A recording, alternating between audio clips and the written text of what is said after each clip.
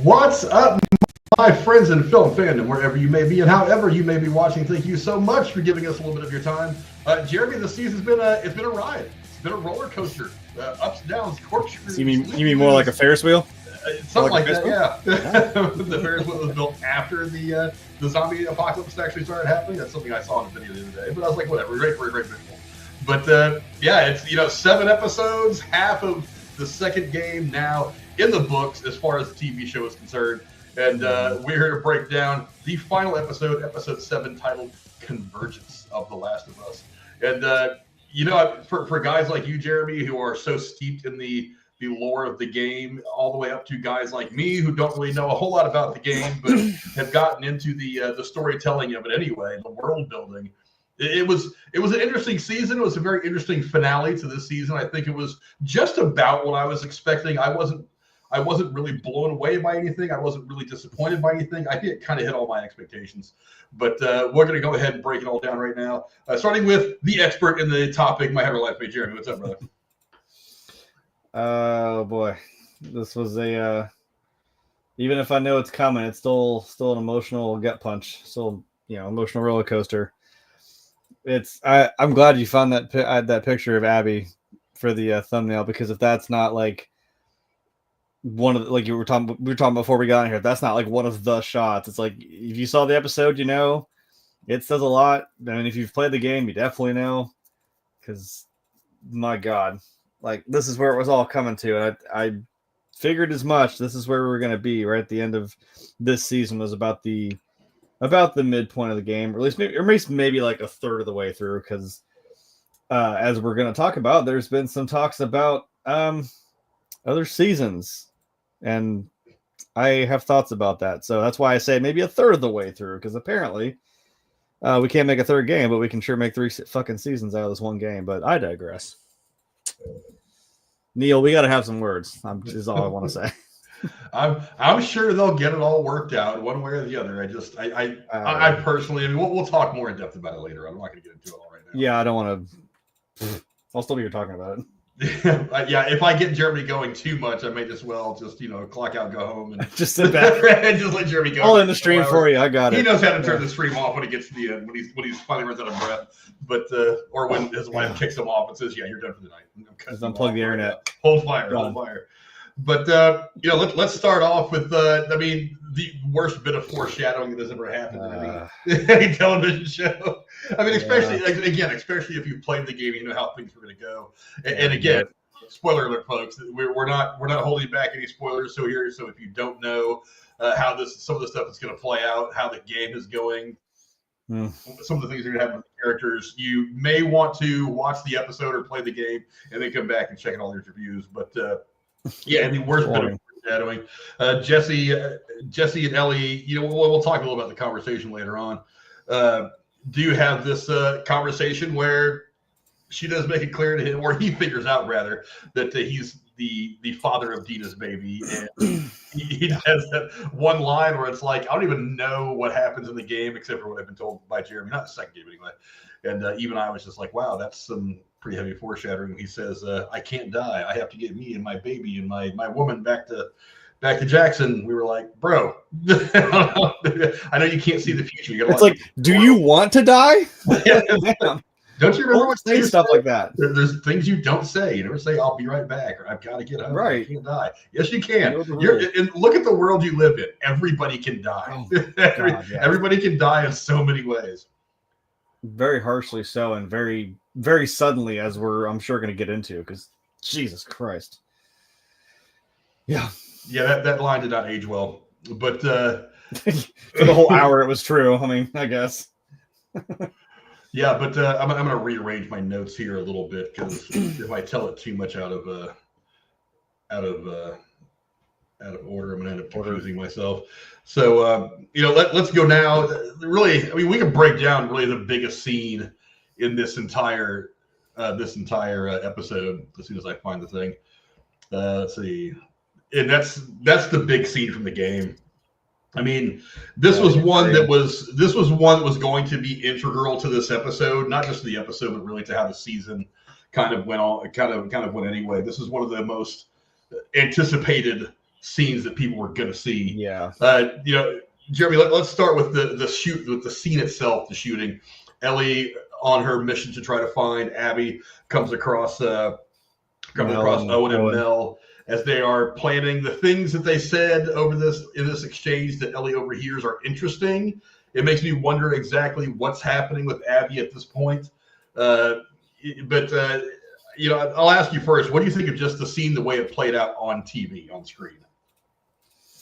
Yeah, like I said, even though you've played the game like I have, and you know what's coming, it's like, man, because like I said, playing a game and then watching a show, even play the same scene. A good example of this is I've sat there and I'm like, I've watched people play horror games, right? I've just seen it play out on screen, and I'm like, yeah, that's scary, or that's kind of like, oh crap, that's a cool jump scare. But like being in control of it, like when you're playing the game, it's more immersive because it feels like you're controlling this, like, you know, narrative, so to speak, or this scene, and that you're a part of it. So I still liked watching it unfold on screen because I'm like, I still had that where I'm like, I know what happened here, and I'm like, Jesus, I got Ellie to this point, you know what I mean? I'm like, I sat here and blew through all of these wolves and fights in Seattle I fought tooth and nail to get to this aquarium, and I wondered if we were going to do it because I said it a few times. I'm like, I wonder if we'll see the aquarium. I feel like we should by the time this ends. And if that's true, I know it's coming, and it's a pretty intense and pivotal point for Ellie's revenge plot here. It's like, I know it's coming, and I'm like, man, that really sucks. That's a hell of a gut punch that, like, you know, again, if you want to quote The Walking Dead, like, you know, stupid get you killed. And I'm like, Owen, you're an idiot. Really? I don't know what you thought was going to happen. You were going to pull a fast one on her, but you didn't. And you took one right through the gullet. And yeah, and by proxy, it does end up killing Mel. And it's revealed, like, you know, she falls down, and I know it's Seattle. It's probably cold. She got this windbreaker on. It's, you know, it's windy, wet. When she falls down, you see her jacket open, and Ellie sees that she was pregnant. It's just like, oh my holy shit! Like, it's like we go back to that scene where she's literally bathed in red and seeing red when she's killing. I almost said Mel again. Nora. It's like she's so, like, on this, you know, tunnel visioned path that I'm like, and this is what that came to, and even. It's not intentional, but it's like, you know, she still ended up killing someone who was pregnant. And it's like, and now knowing the context of what she knows, like, she has someone that she cares for that's pregnant. And it's like, Jesus, that's still that's something else to end up, whether you meant to or not, ended up killing a pregnant woman over this whole, you know, revenge plot that you're on. And I think because even Ellie does say to them, like, no, I don't want to have to sit here and kill you. Which is kind of what they were saying in the beginning, right? When they're killing Joel, they're like, well, we don't have to, like, kill Dina. We don't have to kill Ellie, which they didn't, and you probably should have. You know, sad to say, but well, I bet you Abby thought the exact same thing when she saw her. I was gonna say, I'm like, in the end, I know we're gonna have that scene, and I'm like, I know maybe she should have said again. Ellie should have, like, yeah, maybe you should have. You know, Jesus. I mean, but. Yeah, it's like this is the repercussions. This is what's coming down on people, and, like, you know, like I said, she didn't want to do that, and that was one hell of an emotional scene watching. I don't remember if it happened, that exchange between Mel and Ellie, where she tries to tell her, like, hey, I got like 30 seconds because I'm bleeding from my neck. I need you to get this kid out of me. It's like, the holy shit, like that added a little bit more of an intensity to it. That she's trying to help her, and it's like, if that doesn't make you just a little bit, like, just gut wrenches you when she's, like, not realizing, like, she's fading away, and she's asking her, like, oh, you're doing so great, like, you're doing good, is it out, and she just fades. I'm like, Jesus, man. And I'm like, what are you doing? I mean, she was screaming at Ellie, just tell her yes, just let her die, just tell her yes, let that be the thing she hears, and she dies. But I mean, what else are you gonna do, you know? As for Abby, I mean, well, the end of this kind of gives you the clue to, guess what we're going to spend the next whole fucking season doing. Let's see what Abby was doing for the last 3 days, because they kind of hinted at it, which, if we talk about the next part, might be like, you know, Isaac. They're like, well, where the hell did Abby go? what's she been doing? I mean, we'll find out, but yeah, that's how'd she get to that point. But let's talk about the fallout of that scene when she finds Owen and Mel. I mean, the impact on her, Jesse coming in there and kind of Jesse and Tommy coming in there and finding her in the moments afterward. The way it, the obvious effect it's going to have on Ellie. What do you think? Like, what were you thinking of what was going on in her character's head as all that kind of stuff was happening? Yeah, that's what I mean. Because I'm like that. Now that she knows that like Dina's pregnant, like I said, that adds a whole new weight to the situation. Not necessarily a problem, but it's like now we have to deal with that. And like again, like when we said who's a good guy, who's a bad guy, and in what story, who are we following? We're following Ellie, right? And you got it. And I think she realizes that, like in the on the other side of it, because I think she kind of realized too that maybe not all of these people that were running with Abby were necessarily on board, because like we kind of noticed that, like even Joel kind of noticed it, like they're all just arguing amongst themselves, but he was kind of focused on Abby because Abby was the only one who seemed like she was there to do something, do some pretty heinous shit. Because like even Owen says to her, like, "Hey, I'm the one who let you live," and it's kind of like, yeah. Again, that's something we kept struggling with in this episode, even between Ellie and Jesse, like talking about, yeah, well, because you're a good guy, right? Or you're doing the right thing. But yeah, I don't know if until that moment she realized, like, oh shit, this is what I ended up getting, somebody who was also potentially been in the same boat as me, carrying a child in this world, and I ended up just even though I want to say it's Owen's fault.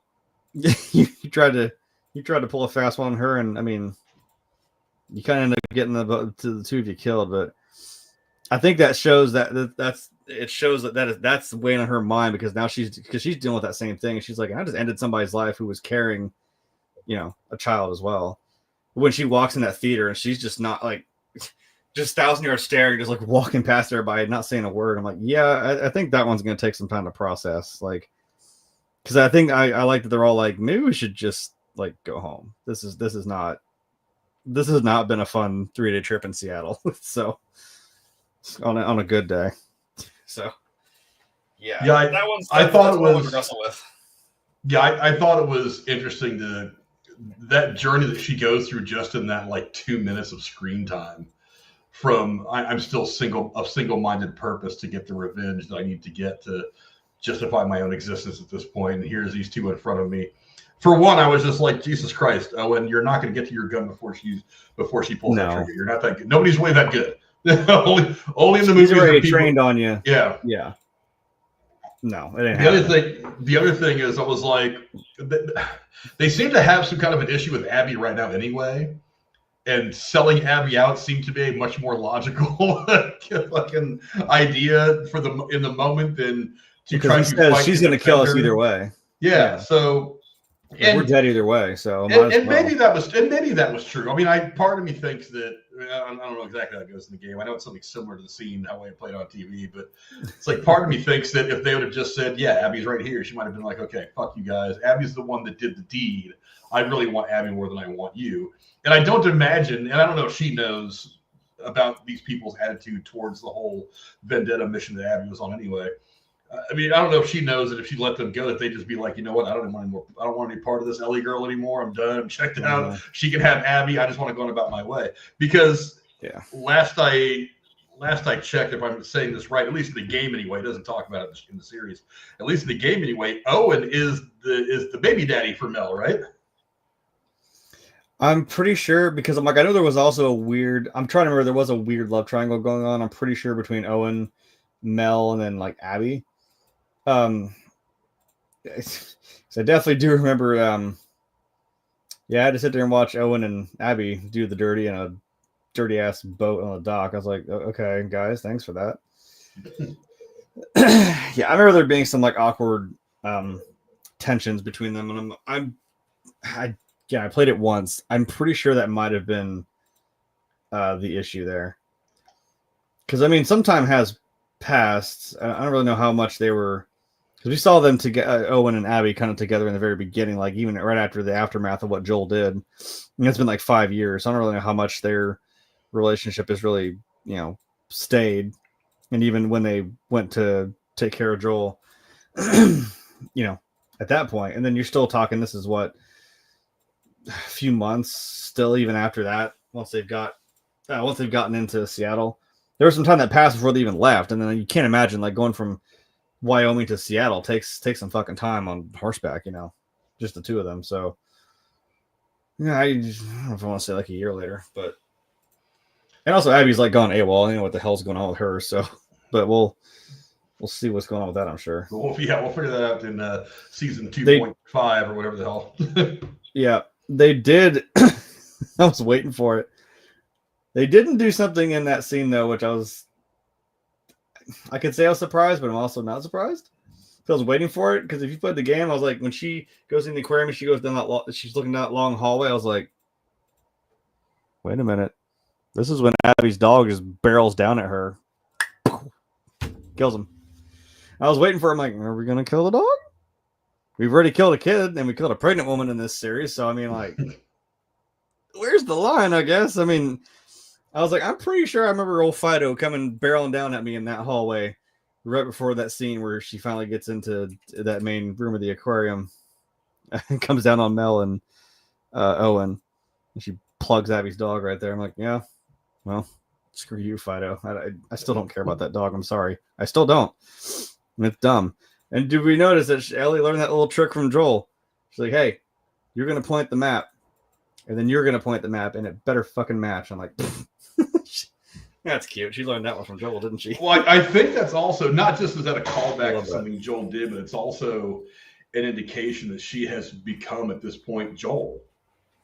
Yeah, like she is no longer the daughter. I mean, she's the daughter in their relationship, and she has filled the Joel role in this story now. Mm-hmm. Someone who can very easily compartmentalize the violence. She can be nurturing and loving when it comes to people like Dina or Tommy, and even Jesse to an extent, because there's a rapport and a relationship that's been built over time.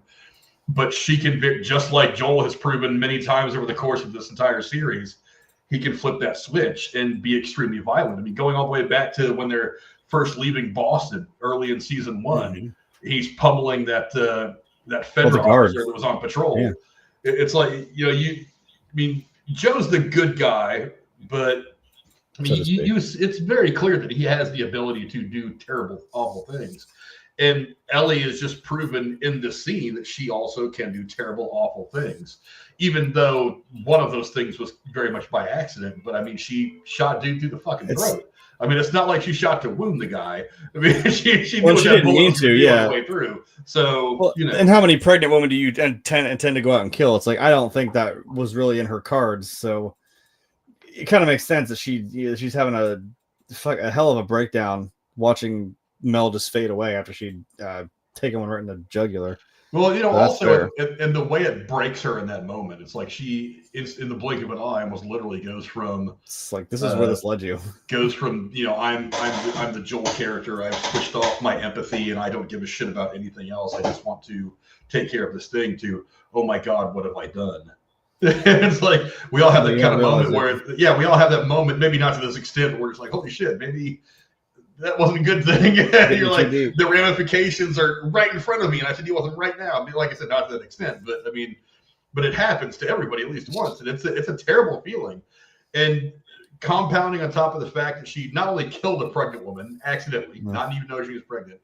Yeah. On top of that, the fact, the situation with Dina, she's obviously a thing with Dina now, and Dina's pregnant. She had to worry because, she's going to be a dad and all that and whatever. So it's like compounding on top of all that. She's finally, for the first time since her personal vendetta journey has started, facing this idea of consequence versus what she sees as justice. Yeah, so it's like, do I have to kill more pregnant women? How many along this path that I'm on? How many times am I going to see dead Seraphite children? How many times are the losses going to be more than what this journey is ever really going to be worth? Because at the end of the day, she's got to know Joel doesn't come back at the end of this road. That she gets her vengeance, and then what? It's like it never stops. Then what? So So that's the interesting place. I think we're going to find her struggling with that when we do pick up with her in season 2.5. It could easily, and she's probably also thinking like, Jesus, that could have been Dina at some point. Like, I mean, we're going to talk about it. Like, Abby could, apparently pay a surprise fucking visit, and now we're in the same kind of boat. Just the roles are reversed. Like, goddamn. And I know Mel's wearing like a big puffy coat, and you can't tell, but I'm like, well, you can kind of tell. But with Dina, she's not. I mean, she just found out she's pregnant, so it's like you don't really, it's not like she's obviously showing. So yeah, that's still that sucks. Like, she did have that conversation with Dina though when she was talking about when she beat the shit out of Nora. Like we were talking about, like where she's like, that it was so easy. Like I got her to talk because I beat the shit out of her, and she's like, "Well, did you kill her?" And she's like, "No, I just left her there." I'm like, damn, dude, like that is that switch. That makes me wonder if we're not going to see her at some point in infected form. That'd be interesting. I don't know. Isn't that kind of how it usually goes in shows like this? You leave the one person to be infected, suffer your fate that way. You know what? And then next thing you know, 5 years from now, you're rolling around Seattle for some other reason, and infected girl jumps out at you trying to kill you. No, you know what? Maybe since we were talking about it, I don't know where else it would happen because it's the only place we've heard. Well, the spores come back is in that basement, excuse me, that hospital. What if she becomes part of the Rat King? All those other bodies of the soldiers plus her, and they just, you know what I mean? Then maybe her face is one of the ones that pops out of when the Rat King pops out. Her face is visual in the Rat King. You could see her. That'd be kind of dope. That'd be an interesting callback. Because I mean, it does. Unless you want to do it to where in the game, because when you fight it, it does like split in half into like two separate little entities, which really sucks. But like maybe with the one that pops off of it, like they see it scurrying around because it goes down further into the basement, and then you see it, it's like Nora or something. That would be kind of wild. That could be that. You know what? That might be a bold prediction. I think we'll still see the Rat King, but I'm just saying, what if it was the soldiers that were the wolves or whatever in Nora? Oh, that'd be fucking wild. That would be kind of especially cool. Since Abby's the one that comes across it. Would that be the shitty way for Abby to find out that Nora like died? And she just sees her in this like abomination of a infected. Oh, I'd like to see the look on Abby's face though. That'd be awfully interesting. It's probably the same face I made when I first saw it. Like, did I shit my pants? God, it's not okay. Yeah, and let's talk for a minute about Ellie and her little journey across the Potomac. Not exactly George Washington style. Like part of me is thinking, okay, look, how is she going to find a working boat with a working gassed up motor and whatever? I was like, I'm going to overlook that because suspension of disbelief for TV. I kept from rolling my eyes at it too hard. But then she hits a tidal wave, which apparently came out of nowhere. I was like, okay, I grew up on an ocean. I know that's not exactly how that works. That in a storm, you can have surges, but it's not like rough seas and then all of a sudden there's one gigantic wave. It doesn't always. Really I don't know how it works in Seattle. But, Seattle, I don't know if there's any different ocean currents in Seattle than there is where I grew up in California. But it's very wet, yeah, but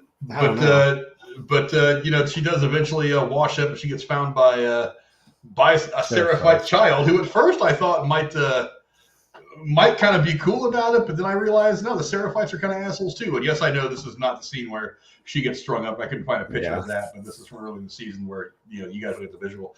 But I don't know. I mean, she was awfully close for a minute there to not ever achieving her goal of vengeance.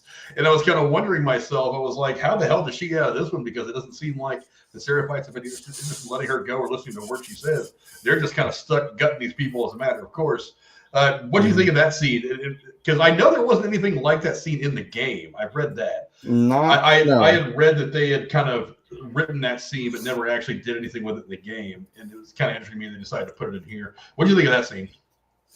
Yeah, because I was watching. I mean, I was watching that because I was wondering too. Like, okay, going back a little bit. Like, okay, is she just gonna? I don't remember if you actually do just, get to a dock and you find a boat sitting there. Because to be honest, it was super easy, barely an inconvenience. You have one boat that these wolves left behind. Okay. this whole navy apparently of fucking wolves that are just going to go to this island, which I think that's what that was hinting towards. Is there is a sorry, I'm going to lore nerd on everybody. There's obviously, if you don't have anybody to control it, Seattle's a wet place. It's going to flood. And after 25 years of no one maintaining on any of this shit and keeping it under control, what does Mother Nature do? She takes it back. She takes everything back eventually. So there is this kind of not landlocked, but there's this island that the Seraphites are kind of confined to now because the waters come up so much in Seattle, and that's where they're at. So yeah, the wolves mosey on over there. I'm assuming that's what they were planning on doing. Is like, well, let's go hit these guys and go hit them hard, you know, hoorah, whatever. And I was like, okay, I think you just kind of waltz up to the aquarium. I don't really know I don't remember if she ever takes a boat and just gets, you know, rolled her ass rolled over by a wave. And I was wondering, I'm like, okay, is she just gonna plop up on the deck of the aquarium? Oh no, shit, she went the wrong way. She went up and she ended up on the island, the worst place you could possibly be. Because yeah, these Seraphites is gonna snatch her up. Now, I'm pretty sure that did not happen to Ellie. I'm pretty sure that happened to Abby, and that was later in the game, so it was kind of weird for me to see that because there were other characters involved in that scene, not just Abby. 2 of them are Seraphites, and I know that sounds weird, but that'll make sense in the next season, hopefully. You put a game, you know what I'm talking about, but like, does a scene where they string up Abby? I mean, because obviously she's a wolf. That's, you know, duh. Of course they would, but it does still show again this like when we saw the wolves and the Seraphite in that garage, and they do bring up a good point. Like, this isn't our fucking war. This isn't our fight. But it's like, these guys don't care. You know what I mean? The wolves and the Seraphites do not care. You're a wolf, you're a Seraphite, you're just some random civvy who apparently washed up on the wrong goddamn beach. Yeah, that's game over for you, man. It was just a weird choice. Then all of a sudden she just, I mean, I could play it again. Super easy, barely an inconvenience. The second time she tried, she sure as shit just made it there. So I was kind of just like, why did we include that? Why couldn't we, why are we wasting time? Just go there. We know the wolves are going over there. We hear the explosions and they're like, oh crap, we got to get to our village. And they're like, oh, leave her. I'm like, well, you're just as dumb as, you could have just gutted her and that would have been it. I don't really believe that was the way you would have handled that. Like, or my guy, just tie her off on the tree and take off. Like, gravity will do its thing. Have you never hung somebody before? Is it your first day? Yeah. Poor guy. His first day at a Seraphite Academy and he fucked up like hanging somebody. Like, come on, dude. I don't know. It just seemed really weird to include because again, I'm pretty sure that was a scene that happened to Abby. Now, that makes me think, I'm like, are we not going to do that? And then are we not going to do that storyline then? Because again, I'm trying to get too far ahead. Like, who Abby ends up with in the back half of the game makes me wonder. Then I'm like, are we just not going to bother doing that, or what? I don't know. It's a brutal scene. I feel like that was a pretty important, the one in the game that I feel like you could still show. You'll never again when you take unconventional items and you make them. You send a shiver down your spine. I'm like, I don't think I'll ever look at a hammer the same way ever again. If you want to look that up, just look up I'm pretty sure it was actually the trailer. It's like the second trailer they actually put out for when 2 was coming out. You'll see what I mean. But weird. I don't know why it was included because it kind of just we could have just gone to the aquarium. I don't know. Yeah, I think it was just one of those scenes where like we just need to put Ellie in danger for a scene just to scare people. And I'm like, well, we already know that. You're in danger all the freaking time. It's like this world is not kind. Yeah, you wake up in the morning, your feet hit the floor, and you are in danger. So it's like I don't know why they had to try to put an exclamation point on the scene. The one thing about the scene, the one thing that really got me was why are they giving the kid the thumbs up and thumbs down authority over anybody that they find? Because like this lady walks in holding the hand of the 6-year-old, and she basically said to the 6-year-old, she's like, "What do you want to do with this person?" And the kid's just like, "Yeah." And I was like, what is so special about this kid? I'm hoping that's a question that's answered because we don't really know a lot about the Seraphites in this season. We just know that they're fighting the WLF. That's the most important thing to know. So I guess it's messed up to know that even a kid was just like, nope, kill her. Like, what? Well, that kind of made me wonder. And like I said, I think that'll be explained more if they do more with the Seraphites in season 2.5. But Oh, they I will, I'm wonder sure. if they're not. I wonder if they think these kids are actually the new young form of these prophets that they keep talking about, the ones they keep praying to. I wonder Yeah, maybe if the kids are supposed to be like the prophets reborn or something. I don't know, but you know, I mean, I don't know. I'm sorry, but in games, I take it for how you want. I'm like, you're in a religious cult in a game. I'm kind of like, it's a shame. Like, yeah. I don't, you know what I mean? I'm like, I don't want to listen to your bullshit. I don't. Come on. I don't know. It's not like we don't understand that these people are very brutal. I mean, Jesse even says as much. Remember, he's like, these people are hanging people, they're gutting people, they're crucifying people. I'm like, I'm like, yeah, I know they both suck. Like, both sides of this war suck. You know. Well, the one thing I noticed is what I was thinking about is the reactions of the Seraphites when they find Ellie kind of makes me think that they're not worth trying to protect.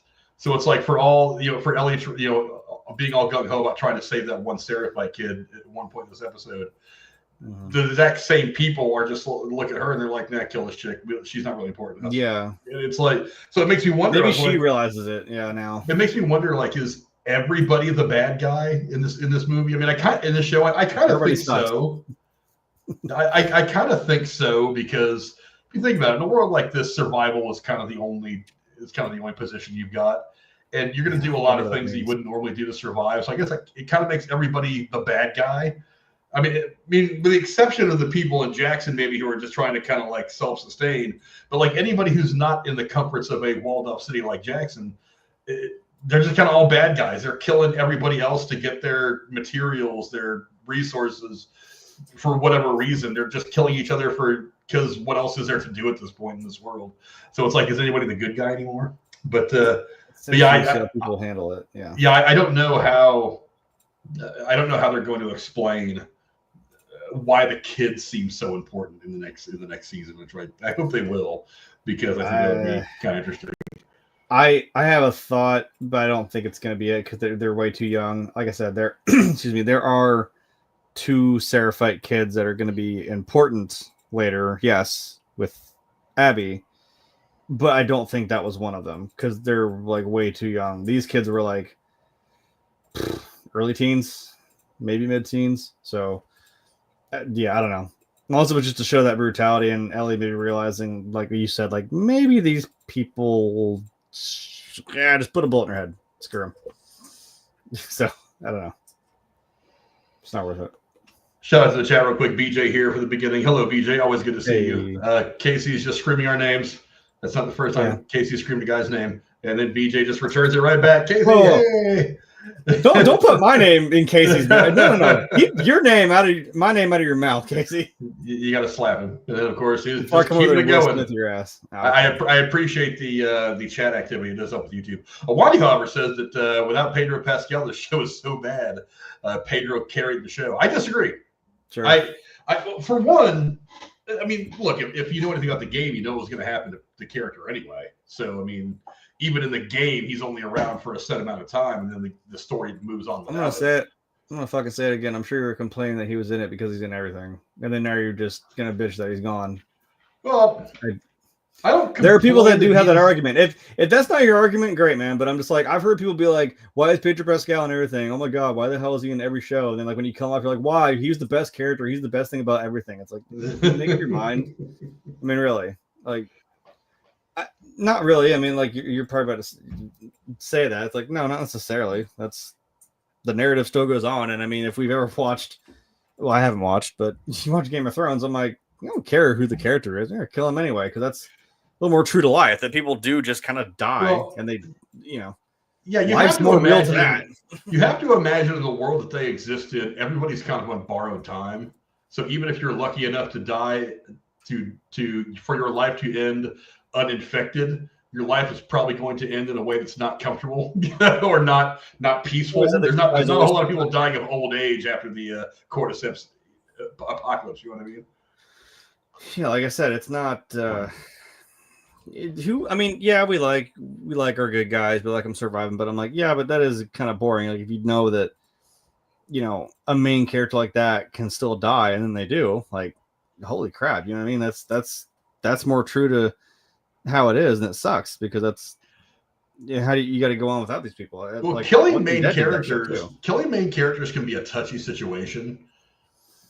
But some shows they tried to do it well. in Fear the Walking Dead, and then they backpedaled on that. And I was like, excuse me, what?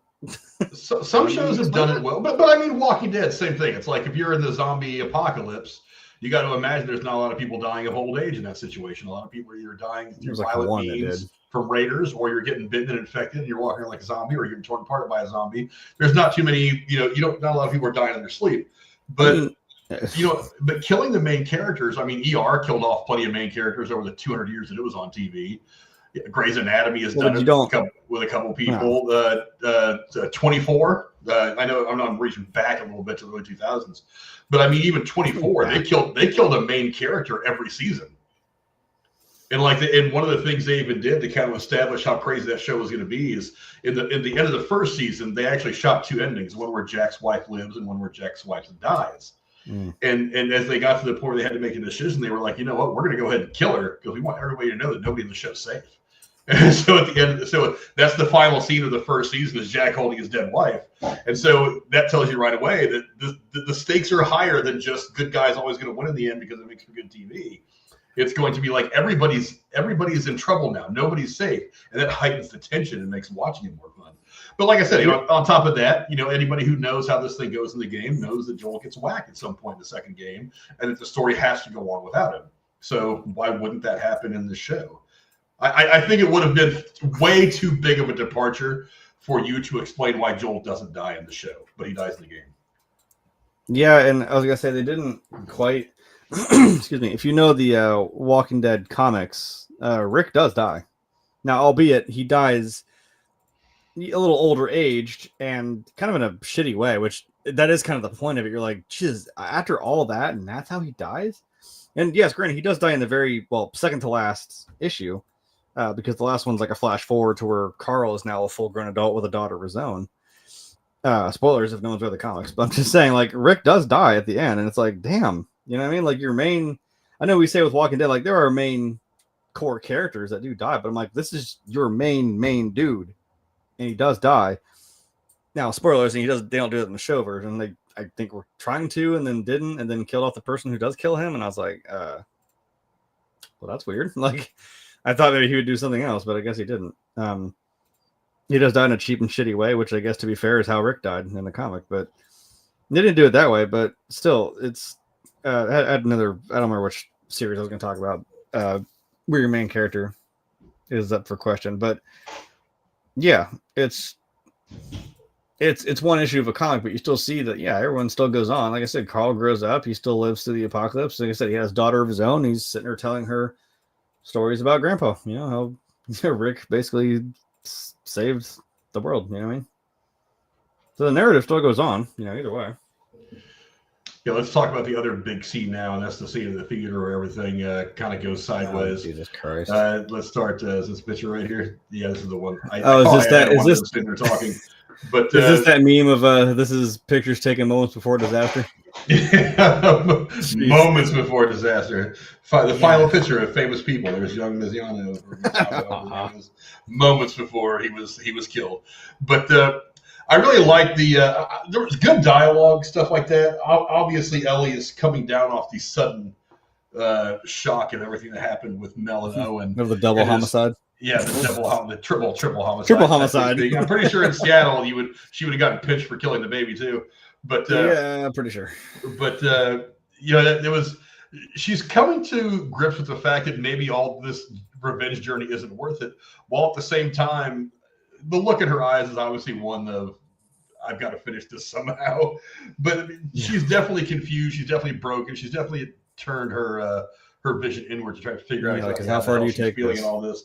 I mean, what do you think of the actiony stuff first? I mean, obviously, Tommy says he's going to go do whatever real quick, pack up some duffels. Her and Jesse are sitting there talking, and then there's some noises, some screaming. They run out to see what's going on, and they get a pretty big shock. Jesse for sure gets a big shock, but Ellie's the only one that lasts long enough to actually be shocked. What do you think of? First off, what do you think of the dialogue? What they're sitting there talking at the stage before Tommy leaves the room. Yeah, it's still that conversation that there's all this tension between Jesse and Ellie in regards to morality. And like we said, this is, I think, now that Ellie's gone through that of killing this guy and then the woman and the baby by proxy.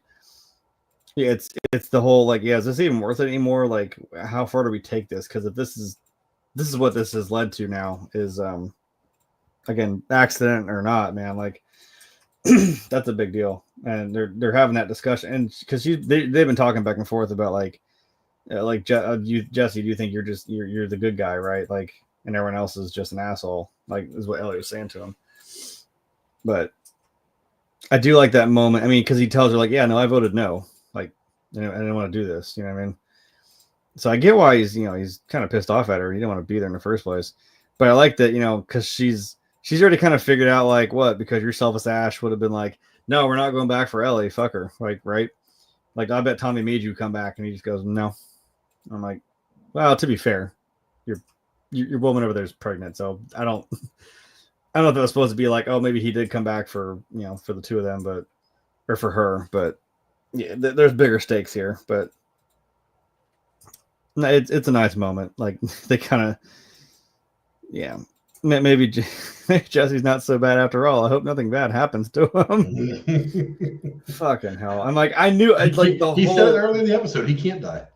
I wish that were true, but like I said, there's that's not how real life works, and not how this world that this game is in works, man. It's brutal. Like I said, I wrote, I planned out like a series, not similar to this, but like a apocalypse type thing, and I was like, as I was sitting there like divvying out like what things happening, and I'm just like, I stopped for a second. I'm like, am I being too brutal? Because like, goddamn, this just seems unrelenting. Like they go from this to this to this. I'm like, damn, does that really? That seems like a little much. Maybe it is a pacing issue, but I was like, no, I feel like this world would suck that much that you'd go right from outrunning a horde of zombies to fucking the next thing you do is you run to these dickheads that you robbed a few hours earlier, and they shoot your tire out. Boom, you fucking crash. Now you're getting yoinked out of a car and tied up to a chair and beaten to death. I'm like, no, that kind of tracks, just one after the other. I'm like, maybe put some dialogue to space it out. I'm not saying I'm a writer, but I kind of thought, man, this is really brutal. And I'm just not being kind to any of these characters that I've made here, but and it's just the reality of it, I guess. I don't know.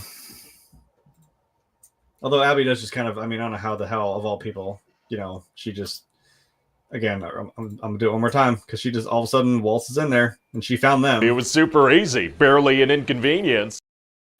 Well, there's an explanation. There's an explanation in the game, right? It does eventually say how she found them. Yeah, because like I said, we're gonna rewind and see what she'd been up to the last 3 days, which then eventually does lead her to that point. Yeah, but I mean, I'm like, goddamn. Yeah, because I am really annoyed at the fact that she just stumbled across Joel. That I was like, come on. It's been a 5-year journey for her trying to find him, and she almost literally trips and falls on him. Falls into his lap. Yeah. I was like, come on, this can't be that easy. It shouldn't be because we didn't see her journey to Jackson. So it's like, as far as we know, she just rolled up there with some friends. She went out on a watch, and there's Joel. And I'm like, come on, dude, you got to make it harder. You got to give me something. And then it's the same thing this time. It's like they walk out there. There's Abby. She's already put a bullet in Tommy. She most certainly put one through the cheek of Jesse. So it's like, really, how does she stumble across these people so easily? I guess we'll see next season. It's kind of silly. I know every time I see that, I'm just kind of like, flag. It's just out. Yeah, it's just silly. But like I said, we're going to see as we look through Abby's point of view over the course of season 2.5, they will explain how she found her. And I know it explains it in the game. I've heard that it explains it in the game. I don't know exactly how it says we'll get there. But still, I'm just like, the fact that she just happens to be in the right place at the right time all the fucking time. When it comes to Ellie, not anybody else, when it comes to Ellie, she just always like walks in and there's Ellie right there. It's like, come on, dude, you can't make it that easy. You got to make her work for it a little bit. But I mean, they break out of the they break through the door, and then immediately Jesse takes one in the face. Jesse goes down permanently. Kind of a bummer. I mean, saw it coming, knew it was coming. But my thought was just like, good God, as soon as that door opened, Abby had a train on his face. And I was like, she must have been a pretty good shot, especially considering he was running out there guns blazing too. But, that's more true to life. I'm like, I'm pretty sure she had a gun train on that door, and as soon as she heard that bitch open, boom, shot him. I'm like, yeah. They say that in the Boondock Saints. He's like, oh, that was a lot easier than I thought. Yeah, you got the one guy jumps over the sofa. You gotta shoot at him for 10 fucking minutes too. I'm like, right. I'm like, yeah, the actual, the typical crap we've seen. I'm like, no, that's pretty real. You run out there, you don't know what you're running into, and he ran into a bullet with his face. So I mean, yeah, that's that bullet with his face. Well, lead poisoning to start your morning, I guess. Yeah.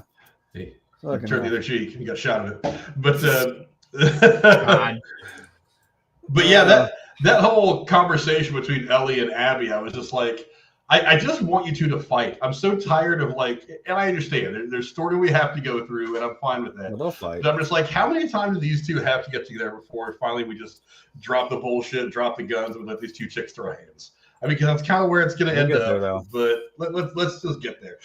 I was actually kind of disappointed that there wasn't at least a little bit of a gunfight between the two of them. It's like as soon as the one gunshot that hits Jesse rings out, Ellie takes cover, and then there's just like nothing else. And I'm like, for one, I'm thinking to myself, whatever you took cover behind, I'm pretty sure is not bulletproof. It's been sitting there for 15, 20, 30 25 years. It's probably waterlogged, water rotted. Well, how old is the theater, too, on top of the fact of 25 years of an apocalypse? Yeah.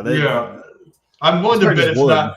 I'm willing to bet it's not stopping a whole lot of bullets. No. So it's like, if I were Ellie, I'm like, I'd have fired a few rounds through that thing, hoping to hit her. And if I was Abby, I'd have fired a few rounds through that thing, hoping to hit Ellie. I don't really think she was behind good cover, but whatever. I mean, again, Abby was just standing out in the open. She didn't give a shit. Yeah, but it was finally seeing Jesse get whacked. It also left Tommy's outcome kind of hanging. Because we see him there laying on the ground. He'd obviously been injured somehow. I know that in the game he does get shot, but it doesn't. You don't really get a chance to examine the condition that Tommy's in before all this shit happens between Ellie and Abby. What do you think of that scene?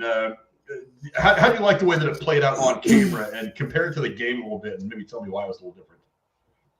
Well, yeah, like I said, that's pretty well the same. That's what happens. Like, it's an unfortunate death that comes out of fucking nowhere, man. Like, he just dies right there. And they do have those words exchanged between Ellie and Abby. And Tommy, yeah, I'm trying to remember. Tommy does get shot, yes, and that's why I didn't want to ruin it. I'm like, somebody's getting shot next episode, and when they said aquarium, I'm like, oh wait, more people are gonna get shot. I said it, didn't I? It's like, it's not. I don't recall it being a fatal wound. I know that Abby and Tommy do have like a little bit of a tussle, not just there, but I remember her chasing him down and trying to take him out, to no avail.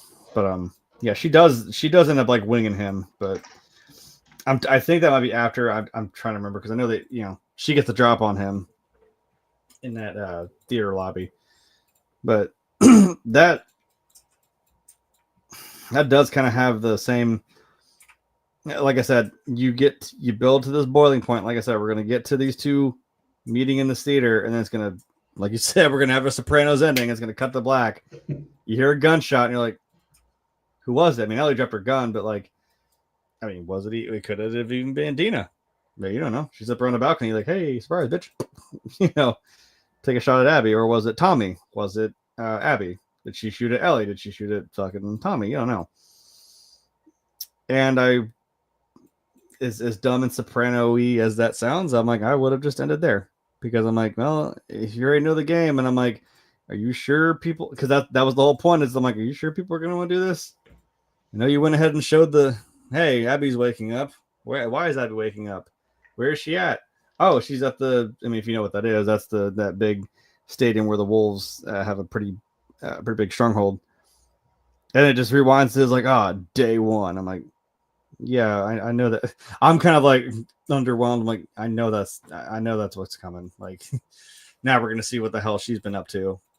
because that is what you want to see is like, how the hell does she just walk through their front door? Like, you know what I mean? But that's what happens, and now that's the back half of the game is now you got to sit here and play as this douchebag. And I'm like, am I still supposed to fucking feel bad for you? I'm like, God damn it, Abby, I hate you still. And I'm like, man, but like I said, I understand it's not a documentary. I don't hate the actress. So I'm like, that's a good job. You made me hate your character. So props to you. I'm like, I don't. That was the fun thing with Walking Dead. People were like screaming at the actors, and then they're like, it's a show, right? I'm just playing a part. It's not. I didn't do this. I didn't kill that person in Walking Dead. Like Negan's like, I didn't kill Stephen Yeun. Negan killed Glenn. That's how it happens. You know what I mean? So, yeah, I actually thought it was kind of a cool ending. I did notice that it wasn't. I've seen endings like this on TV before, and I say Sopranos ending kind of facetiously because that ending upset so many fucking people, including me. You think? I was like, really? That's 27 years of the show, and that's how you're going to end it? But yeah, right. Hey, I know there's more Last of Us coming, so it's like it's a little bit of it. Because I even said, I think I said it last week, that I expect this season to end on a little bit of a cliffhanger, and that is certainly a cliffhanger. But I did think it was interesting that it wasn't like it didn't cut to black as soon as the gunshot was fired. Ellie's sitting there saying, no. Then it cuts to black. Then you hear the gunshot. So I'm wondering, does Abby shoot Ellie? Not killing her, of course, because we're going to need her later on in the series. Does Tommy maybe get a hold of a gun and maybe wound Abby to get her to go away? Is it like you said, Dina is upstairs and she has the elevated position and she rolls up with a gun and the high ground. Maybe shoots at Abby, maybe even wounding her and getting her to run away? There's so many different ways this could go. But I mean, I feel like it's probably Tommy maybe have gotten a gun and tried to shoot at Abby. And maybe that causes another gunfight. I can see the look on your face right now, how you're saying, I know how this goes in the game, and I'm not going to say anything right now because to hell with it. I'm not going to spoil that out and make them watch.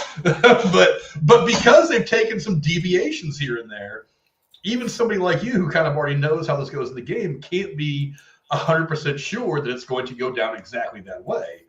And I have a feeling they're going to change a few bigger things in season 2.5, season 3. But I mean, it's open to a lot of, apparently. Yeah, it's open to a lot. Well, I mean, we already did it with John Wick, so if Abby needs any more reason to go out there and kill Ellie, I mean, Jesus. He killed her dad and her dog. Oh yeah. And her ex-boyfriend. Yeah. And your ex-boyfriend and his new chick and his side chick. But right. Yeah, so that if anything's gonna piss her off enough to go after Ellie, it might be that. But yeah, I really like the way it ended. I also, like I said, I really like the way that it rewound a little bit, went back to Seattle day ones to kind of set up what we're going to get, what was eventually the part of the game where we get to see things from Abby's point of view, which I'm kind of looking forward to. I think it's going to be a nice change. After basically 2 seasons of watching all this through, essentially Ellie's eyes, even more so than Joel's, because Ellie is really the center character of all this. Joe is kind of like not a secondary character, but he's kind of the co-lead. But it's really always following Ellie. The fact that we're going to change gears and we're going to see this through a different perspective, through the perspective of Abby, I think is very interesting. I think it was a smart decision to do that in the game. And I think it's going to be a really smart decision for the series because it's going to give us a chance to understand both characters. Because again, both of these characters aren't good guys. Everybody here is a bad guy. It's just that who's doing, it's just what side do you fall on when it comes down to who, deciding whose lust for vengeance is more justified. Is it Ellie or Abby? So, it's going to be interesting to see it through her eyes for at least the first couple episodes of next year. It does mirror the whole fact that they're like, well, we're in this war with these Seraphites, and it's like, who's even, like at this point, who the hell is even fighting for what or why, and for who even cares anymore?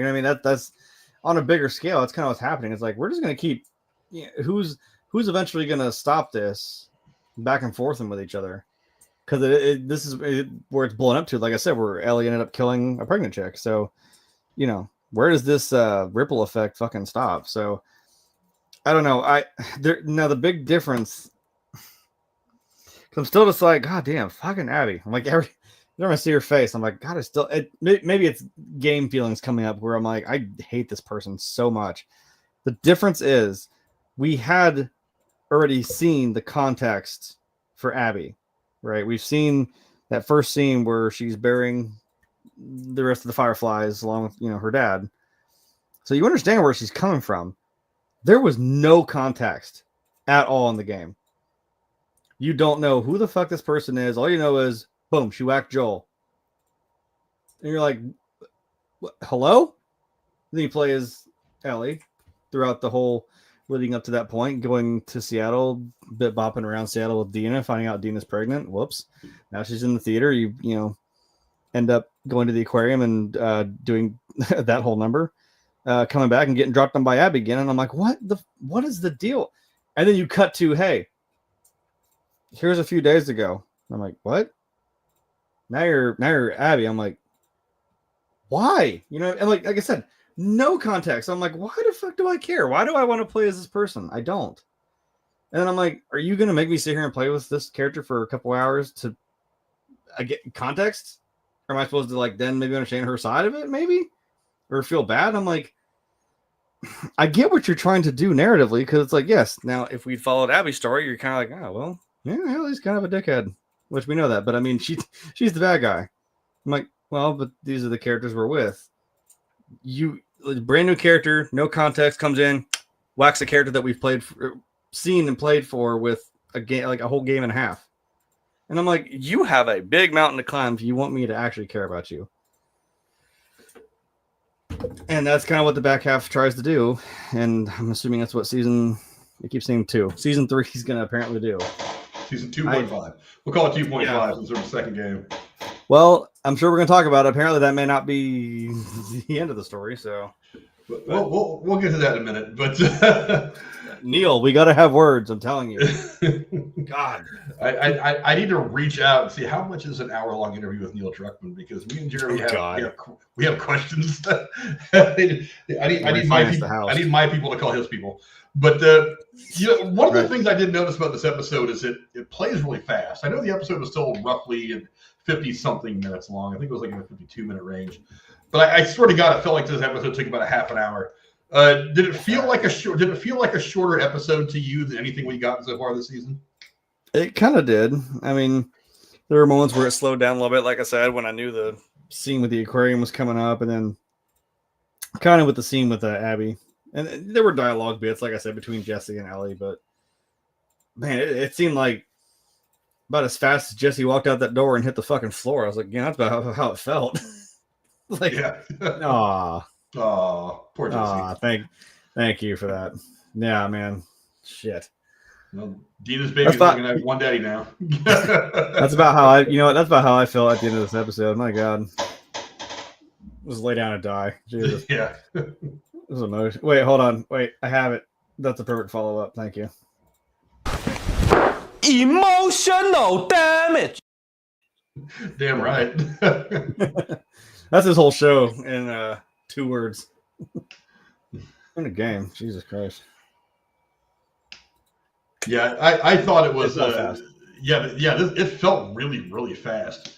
And there was a lot. There was a lot of different set pieces. There was a lot happening. I mean, let's take a minute also to talk about Isaac. I mean, he's been such a mercurial character through this entire season so far.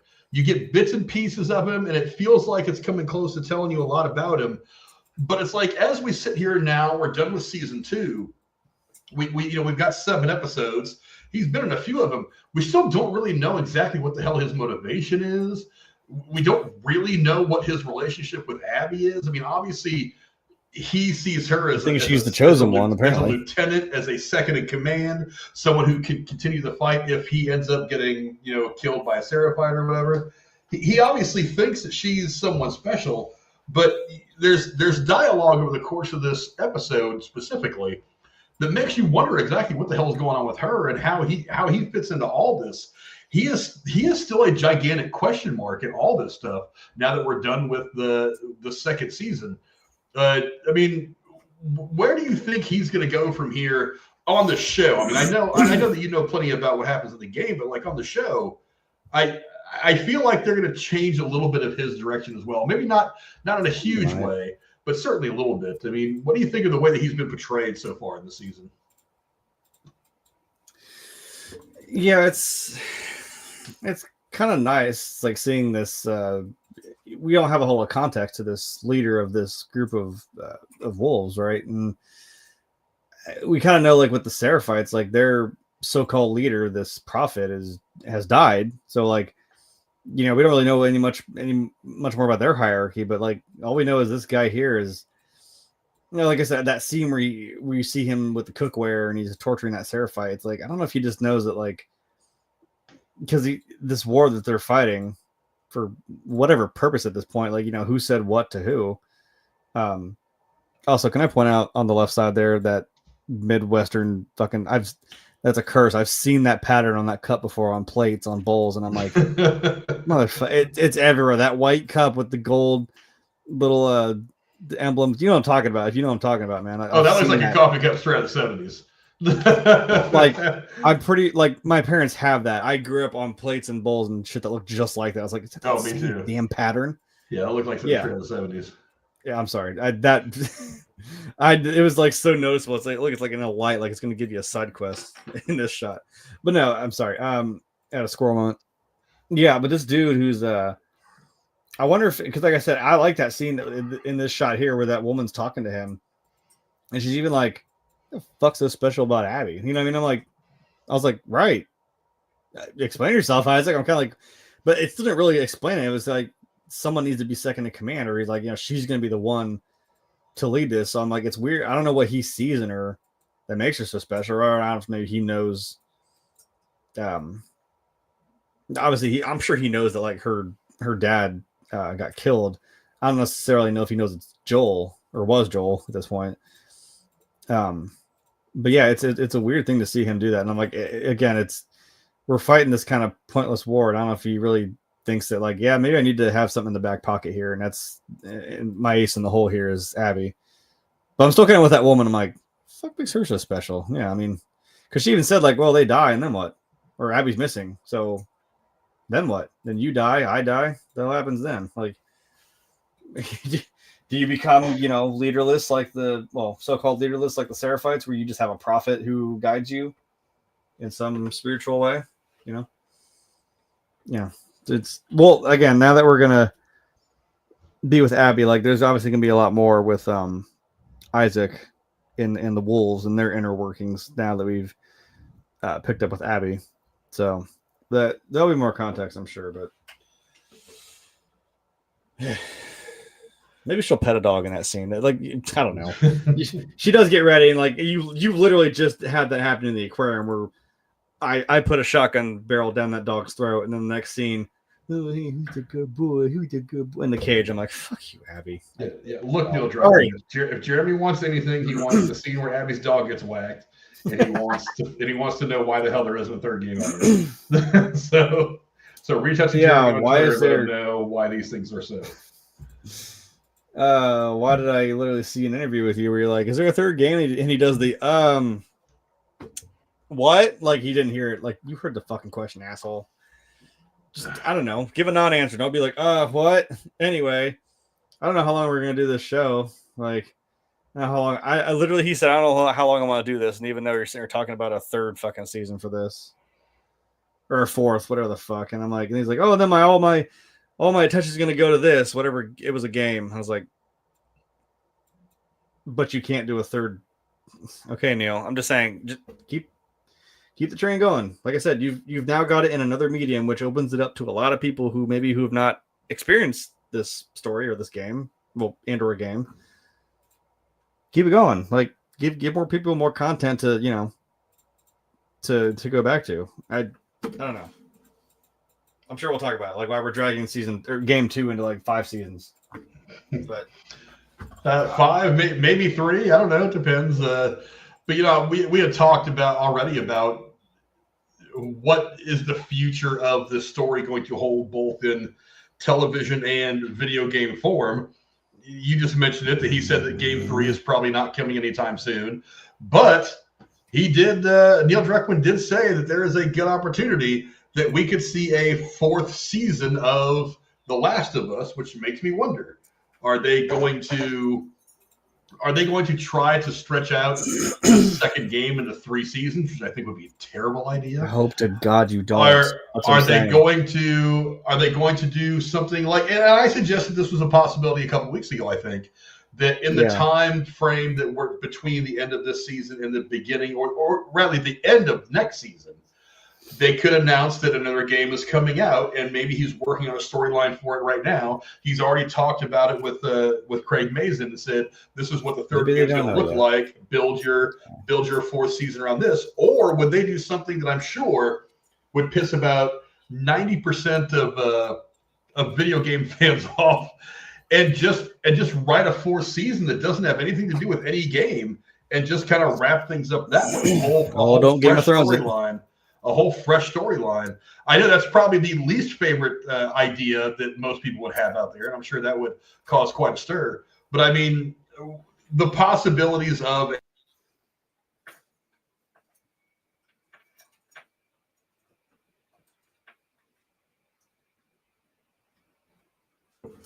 sorry, I clicked something on my mouse I shouldn't have.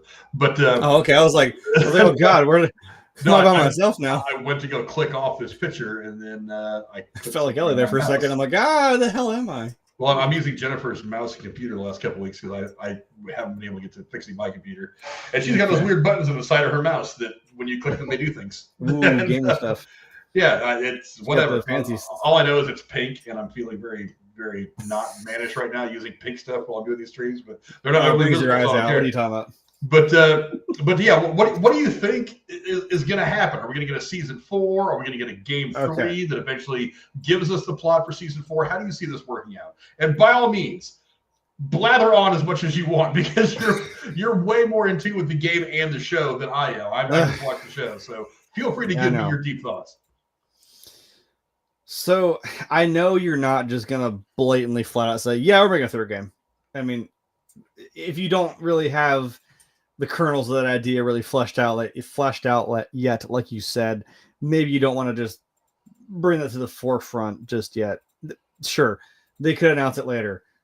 They said GTA 6 is coming out next year in 2026. I'm like, okay, sure, guys, I'll see it when I believe it, when it's in my hands and in my PlayStation over here. Until then, I don't believe you. It could be, it's May 26, 2026. I'm like, it could be May 25th, 2026. I still don't believe you. You know what I mean? They said Fallout 4 was never going to happen. And then they just came out of nowhere and were like, yeah, here it is. We've been working on this for like the last 10 years. I'm like, what? Guys, what in the holy... Okay. You could. Now, when you first told me that there was 2 seasons to this, like I said, having played the game, I already know. I'm like, okay, then I know where we're going with this. Now, it's kind of like, I understand why you make 1 season for the first game, kind of encapsulates the whole thing. Because if you just make one-off, I mean, okay, you told the story, great. You didn't. Now that you have stretched this out further, this story of the second game. So when you told me there was 2 seasons, I'm like, okay, I know where this is going. This is going to end with the 2 of them confronting each other in the almost in the library, in the theater. It's going to do the same. Cut the black, boom, gunshot, rewind. Now it's Abby. So I'm like, okay, second half is going to be Abby. Now that you're sitting here talking about the possibility of having another season, I'm like, okay. Because I'm like, oh, well, if you dicked around and drug your feet for a whole season for 3 goddamn days in Seattle with Abby or with Ellie, I'm like, oh, for fuck's sake, you're going to do it again, aren't you? Where it felt the same way in the game where I'm like, I don't care. I don't want to play another. You play 4 or 5 hours in the beginning of the game, whatever it may be, with Ellie. And then I'm like, cool, now I have to, what feels like a fucking week playing with Abby. What character I didn't fucking care about. We're going to see, because I bet you it's going to piss people off. You're going to get, because again, it then builds up to that. You see what Abby's been through, what her journey has been, how she got from where we saw her wake up at the stadium, where the Wolves have their little, I almost said playground, their little stronghold, to where she ends up in the theater. You got to fill in that gap, right? It's going to get to that point again. And I'm telling you, it's going to stop again. Because I'm like, well, then you do go back to playing as Ellie after these 2 do tussle and that situation resolves itself, which I really don't want to see that then only come to fruition at the end of this next season. Like, because we want to know what happened in the theater when that cut to black happened and we heard a shot. I'm like, yeah, but I bet you they're going to do what they did in the game. They're going to make you wait. They're going to make you wait a whole goddamn season, or just like they made you wait a whole third of this fucking game waiting to get to that point. Like, okay, we're there. Okay. Now what? Oh, now you play as Ellie again. So I'm like, I swear to God, you're gonna drag out that last like third of the game for another season as Ellie. Because spoiler, Abby does not die. They do not end up killing each other. One or the other. Wait, where's the? I'm sorry. Did I not do the thing? There you go. Spoiler. Abby doesn't die, so get used to that already. And there's a narrative where, like I said, they kind of hinted at here where it's like, this is not worth it. But okay, just leave that up, I guess. Because I'm like, I said it right at the top. We're talking spoiler shit, so if you don't know, you're gonna learn some things. Because like I can just tell you, like that situation does resolve, and they're like, yeah, let's just go home. Let's not. Dina's pregnant. It's not time to be doing this. It's not worth it. No, they go back, and Ellie and Dina does eventually have the kid, obviously, and some time has passed. I would say the kid is probably not like not infant. Maybe not quite toddler, but like teetering. He's still a baby. And they move out of Jackson. They get their own little farmhouse out in the middle of nowhere, just on their own, and they're having this life finally. They're getting to be together because they've dropped this whole fucking Abby debacle, right? And it's nice. It's a nice sequence. Like there's a really cool scene. I hope they do it in the show. It's gonna be a really beautiful scene where Ellie takes the little kid, and there's like a little tractor on on this little farmland. She sits in his lap. She's just kind of playing with him. I think she takes a picture or something. Or unless I'm thinking of Walking Dead, where Carl took a picture with him and Judith. But they're having some nice moments.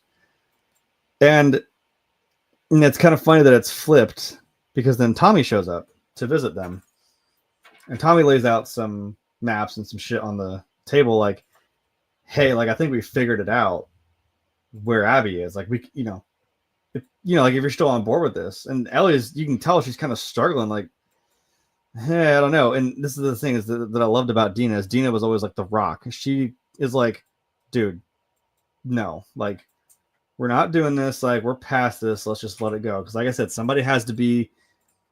we got to stop this cycle at some point. And Tommy's even kind of like, well, I thought this is what you wanted to do, right? Didn't you say like she deserves to die? It's like, yeah, but again, like we just saw, where does this end? She killed a fucking pregnant woman, like by accident, but still. And he leaves the house, and again, you can still tell Ellie's wrestling with it. And Dina just kind of like looking at her like, do not go back down that path. And there's a hell of a line there where she tells her, if you leave, we're not going to be here when you come back. It's like, damn. She lays that ultimatum out at Ellie's feet. And again, Ellie's stupid. What does she do? The game ain't over. She goes the fuck out looking for Abby again. And I'm like, Ellie, oh my God, you had it. You have the life. You had your own little place to yourselves. Not too far from Jackson, I'm pretty sure. I don't think it was actually that far, honestly. I mean, Tommy probably got there in a day. I don't know. I'm not really sure where their house is incongruent with Jackson. Like I said, you had like your perfect life where you could have just lived it out and then not had to worry about a thing. But what does she do? Goes after her again. And they don't kill each other, but like she does find her on the beach, like fucking crucified up on one of those little poles that the Seraphites do. I'm like, yeah, shit. I'm kind of just like, maybe you should leave her. I mean, you came all this way. I mean, I know for what, but right, you should have just left her there. They do tussle, and again, it's still there's no point, right? that was the point of this whole revenge. That there's nothing that's gonna. It's not gonna bring Abby's dad back. It's not gonna bring Joel back for Ellie. So it sounds anticlimactic, but that's the point of this revenge story. And it does end. Ellie makes her way back, and surprise, surprise, fucking house is empty. Dina's gone. The kid's gone. All the stuff's gone. Yeah, and it's like no music. It's just like the wind outside, just nothing. You walk through the house, and that's where I was saying that's where that scene was in the beginning of this season, actually, which was weird. You find the box on the bed with this damn game has made me cry over a fucking watch. You open it and you realize, oh, it's Joel's Birkin watch, and like you do, some games like you'll inspect something and kind of look at it real close. And it's like, God damn it, this watch, man! I'm telling you. You find the box with the watch in it, and then it ends on one of those cool scenes they always have for like the menus. The window is open, the breeze is rolling through, and there's the acoustic guitar sitting there, and you just kind of see Ellie, like, I think she's kind of leaves, and it ends on that shot. And I was like, well, is she gonna go back to Jackson? Is she gonna? How do you leave that there? I'm like, I don't know. Is she gonna go after Dina? Is Dina gonna want to see her? You know what I mean? That's where it ends. And like we said, what was the one thing Ellie never wanted to have happen? She did not want to end up alone. And if that's the end, if that is truly the end, Neil, if that's the end of this whole fucking story and she ended up alone, Jesus Christ, man. Maybe give me a happy ending for once. I don't know. It sucks. You think I'm sorry. There's the end of the game if you want to know what happens. It just ends with, again, Ellie being alone, and I guess she did stop the cycle. She didn't kill Abby, and Abby didn't end up choking her out. So they kind of, I don't know, came to terms with it, but they just realized there was no point to this fight. Yeah, here's what I want to see happen. I would love to see a fourth season that is just original story, original everything, that actually concludes everything. Now what I want, the ultimate satisfaction I want. To make a game about it. Yeah, that too. The ultimate satisfaction, story-wise anyway, the ultimate satisfaction that I would want is not only does she find Abby and rip her tongue out, shove it up her ass because she deserves it. I know. But I also want to see not only a happy ending for Ellie, I also want to see like them cure the whole cordyceps zombie thing. That to me is the ultimate happy ending. I understand that I'm not going to get all those things, at least not. No. I understand that I'm probably not going to get one of those things, but I do want people to be in a good place when it's over. Like be in a place where at least there's hope. Because it's like at the end of Terminator 2, it's like you have that moment where it's, that you see they're going down the highway and you see the lines on the highway going by, and you're not sure what's coming, but you know it's going to be different. There's hope in it now. And I always thought the fact that there even was a second movie was, if you can wrap your mind around time travel in movies and how that shit even works, which again, I hate time travel in movies when it's not Back to the Future where it's being used for humor. The whole Back to the Future, it doesn't matter. But Back to the Future is all bullshit. Like, what the hell? Back to the Future is bullshit. But that was a great line. Yeah, but. Damn it, you took me off the fucking idea I had. What I was saying. Sorry. But we're talking about the happy ending. You wanted a happy ending. People. Yeah, I want that. And if I can't have that, then I feel like I'm not really gonna ever be satisfied. So it's like, if that's why I won the third game. If she true, and that's one of the reasons why I want a fourth season. I want to see some kind of finality. Now I know that there's way too many infected people out there for us to possibly even come around finding a cure. Or maybe we find a cure at the very end. They figure out a way to pull the cure out of Ellie without ripping her brain out, and then that's where the hope is. It's like we've synthesized this cure. Everything's good now. We just have to put it out there. We just have to inoculate people, blah, blah, blah. And then there's the hope. I don't have to see the world be back to normal necessarily. But I more than anything, I just want to see Abby get wrecked. I want to see that great long-winded fight scene. Them fighting, if not in the beach, in the water. I want to see them fighting somewhere. I want to see Abby get what's coming to her in the end. I want to see Ellie come to the realization that it was all bullshit to begin with, and that's how she finally breaks the cycle, is by, because look, she can break the cycle by not killing Abby and just letting all this shit go, but it's the cycle's not broken, it's more just paused. That's the way I see it. Is it the cycle? You just have to be the better person. Yeah, it's just put on pause. Yeah, but that's a tough sell when it comes to the story. Yeah, that's what I'm saying though. That's so. But like I said, but at what cost? What cost? Like I said, I don't know. That's what I'm saying. It's like she let her go, but then she lost. Yeah, like I said, she let it go. She finally realized, this isn't worth fighting for, and she still lost her family. Like she lost Dina and the kid in the process. Well, I'm assuming, I don't know, maybe they left for Jackson, and maybe that's where she's going to go. Maybe that was the hope I was supposed to feel. Where else is Dina going to go? Let's be honest. I don't know. That's what I'm saying. It's not maybe like it's not like she can move with her mom in New Mexico or some shit. She can't just start her life somewhere, and she can't just go to Atlanta and start her new life.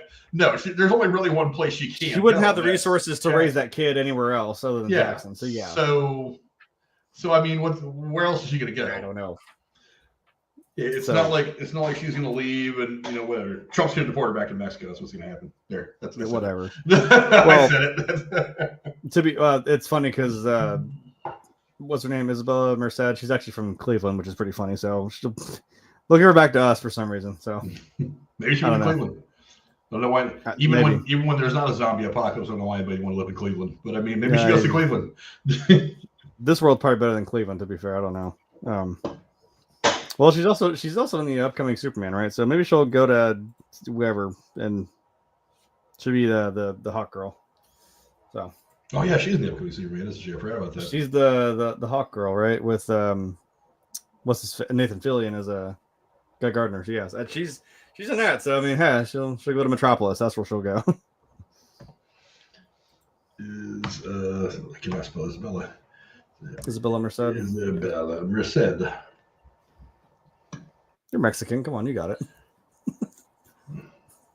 Hey, we don't spell names right. Our names can be hard to spell. That's fair. Let's see. Yeah, she is. Let's see. What else has she been in? She was in that Dora the Explorer movie that I. She was Dora the Explorer. Yeah, hilariously. She was in Alien Romulus. She was. Yeah, I remember that. She was the girl that gave birth to the weird abomination thing. She was in the new Father of the Bride movie, the one that came out a couple years ago. That was nice. She was in Madam Web, but she doesn't want to talk about that. I don't think anyone wants to talk about that. Oh, yeah, everyone wants to talk about that. Yeah, she's Superman. She's my Hawk Girl. Yeah. About television. She did a main voice role in Dora. No surprise there. Yeah. Legend of the Hidden Temple, really? She was in that like forever ago. Wait, like back in the fucking... Wait, when? 2016. They were still... Wait. Oh, yeah, didn't they bring that back? I guess they did. 2016. I was like, wait, let's just... Film. It was a 2016 adventure television film inspired by the mid-90s game show of the same. I was going to say, that was in the 90s, my guy. That show was a long time ago. Because I was like, really? No, she wasn't. She's a few years younger than me. I'm like, there's no way in hell she was on that show. Okay. She's also playing Hawk Girl in Peacemaker Season 2, which I don't know if I want to watch that or not. Oh, yeah, because it's all connected, right? They're already doing it. They're already showing fucking what's his name in his underwear because apparently they John Cena.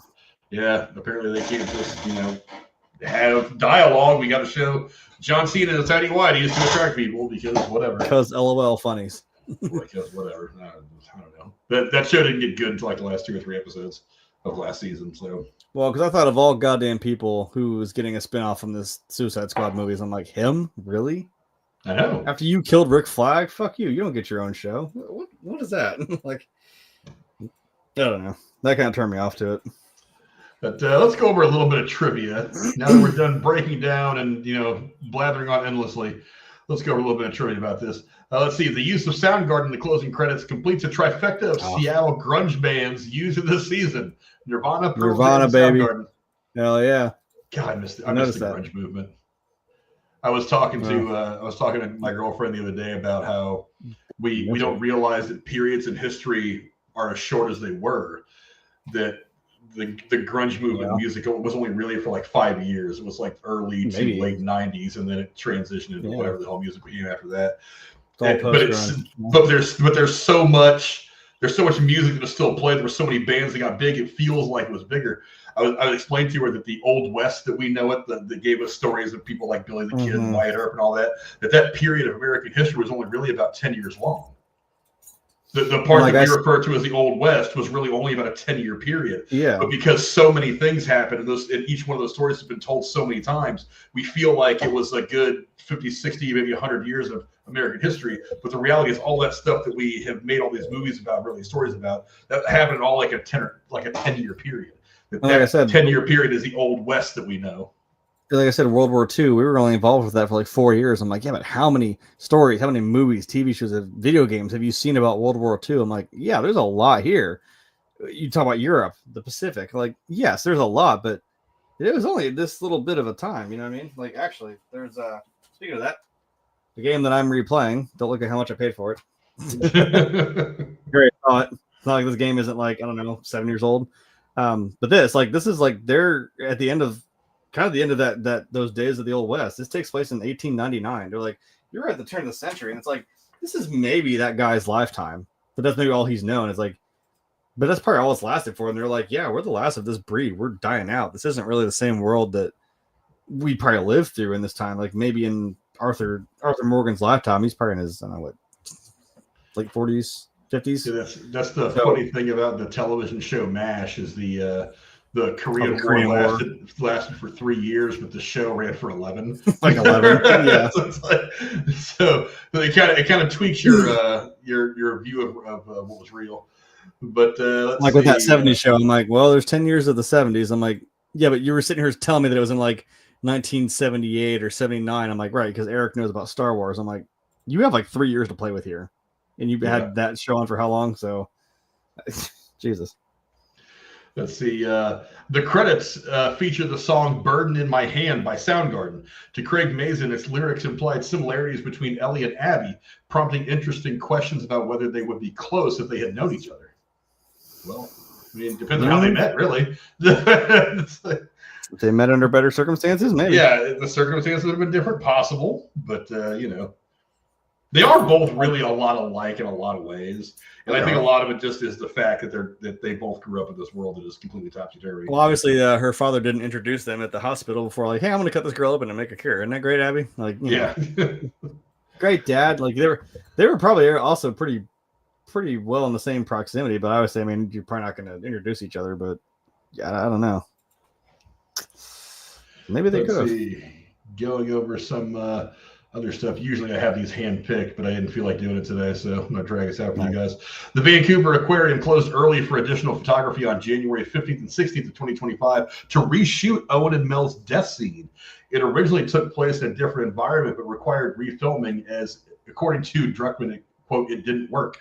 3 versions of the scene were ultimately filmed, each taking 2 days. I wonder what those other versions look like. I don't know. Because I'm like, that's kind of what happens. She comes in there and puts him at gunpoint and says, hey, tell me where Abby's at on this map. And, you do stupid shit and you win stupid prizes like a bullet in the fucking throat. Well, in the game, doesn't she shoot both of them? And then, like, Owen's the one, like, in his dying breath says she's pregnant. And that's how Ellie finds out. Yeah, I'm trying to remember because I know she, like, looks and she realizes her coat fell open and she sees her stomach finally because you don't notice it because she's got it closed, like in the before she takes her out. I'm like, I'm pretty sure she shot both. I don't know. I'm sure it's not out of it's not out of malice because she could have come in there and just blasted both of them, but she didn't. You know what I mean? She still needs that information. So I want to say she did. Either way, it wasn't how she thought her day was going to go, I guess. Yeah, no doubt. This responds to something that you were talking about earlier. In the game, Ellie kills the WLF's dog, Alice, as it attacks her. The scene was omitted from the episode as the writers felt the live-action violence was more visceral, and the aquarium sequence being placed between several heavy moments made Alice's death probably one too many. Well, I mean, there's death all over the place. How many times have we done this to a point where it's just a number? The point that you murder one person, after that it's just a number. You know what I mean? It's the same. So I don't know. I'm not saying I was championing for the dog to be killed, but I was just wondering, like, are we going to do that? Because we've shown, not showing it happen, but we saw the aftermath of that Seraphite kid getting whacked by the wolves. And I was like, well, I know it's coming. We're going to have a triple homicide here. But I understand that. I'm like, it's not really necessary. We don't need to show the dog, I guess. And then, because in the next scene, when it jump cuts to Abby, and she goes down there and pets the dog in the cage, and it's like, oh, that's the same dog. Like, okay. It doesn't really add too much to it. It's just that you know that was Abby's dog. I don't think Abby's going to turn into John Wick all of a sudden. I don't think that's really her purpose right now. Well, that's what this universe needs, is a John Wick. You just go crazy on all these fucking infected. Take all that shit out. You'd be like, see all those infected people? They killed your girlfriend's dog, your wife's dog. Go, get them. Right, go. Do your thing. You talked. Yeah, we talked earlier about the Seraphite kid. It says here, Craig Mason found the inclusion of the Seraphite child ordering Ellie's death on the island representative of innocent children being indoctrinated into extreme tribalism during the war without a chance to view others without negativity. Yeah, like I said, I think that was just the moment to make Ellie realize, okay, these people really suck. Because even this little 5-year-old's like, nope, kill her. Okay, go eat your Cheerios. Like, fuck, what are you, really? This little kid? It's like, man, I'm not gonna. We're gonna be canceled off of YouTube. I said, like, oh, I would have put a bullet in that kid's head in Minecraft. Not in real life. Yeah. Going back to Mel's death, Craig Mason wrote Mel's death to be darker in the episode than in the game. Neil Druckmann felt it was necessary to show the impact of collateral damage. He thought Ellie could justify all of her actions until now, but the death of a child was unjustifiable.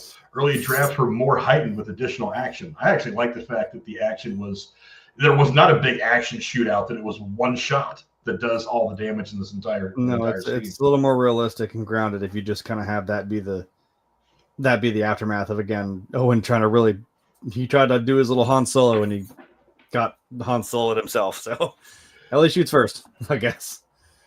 Yeah. Han shot first. You know how I know? Because Han walked out of the fucking cantina. But yeah, he did.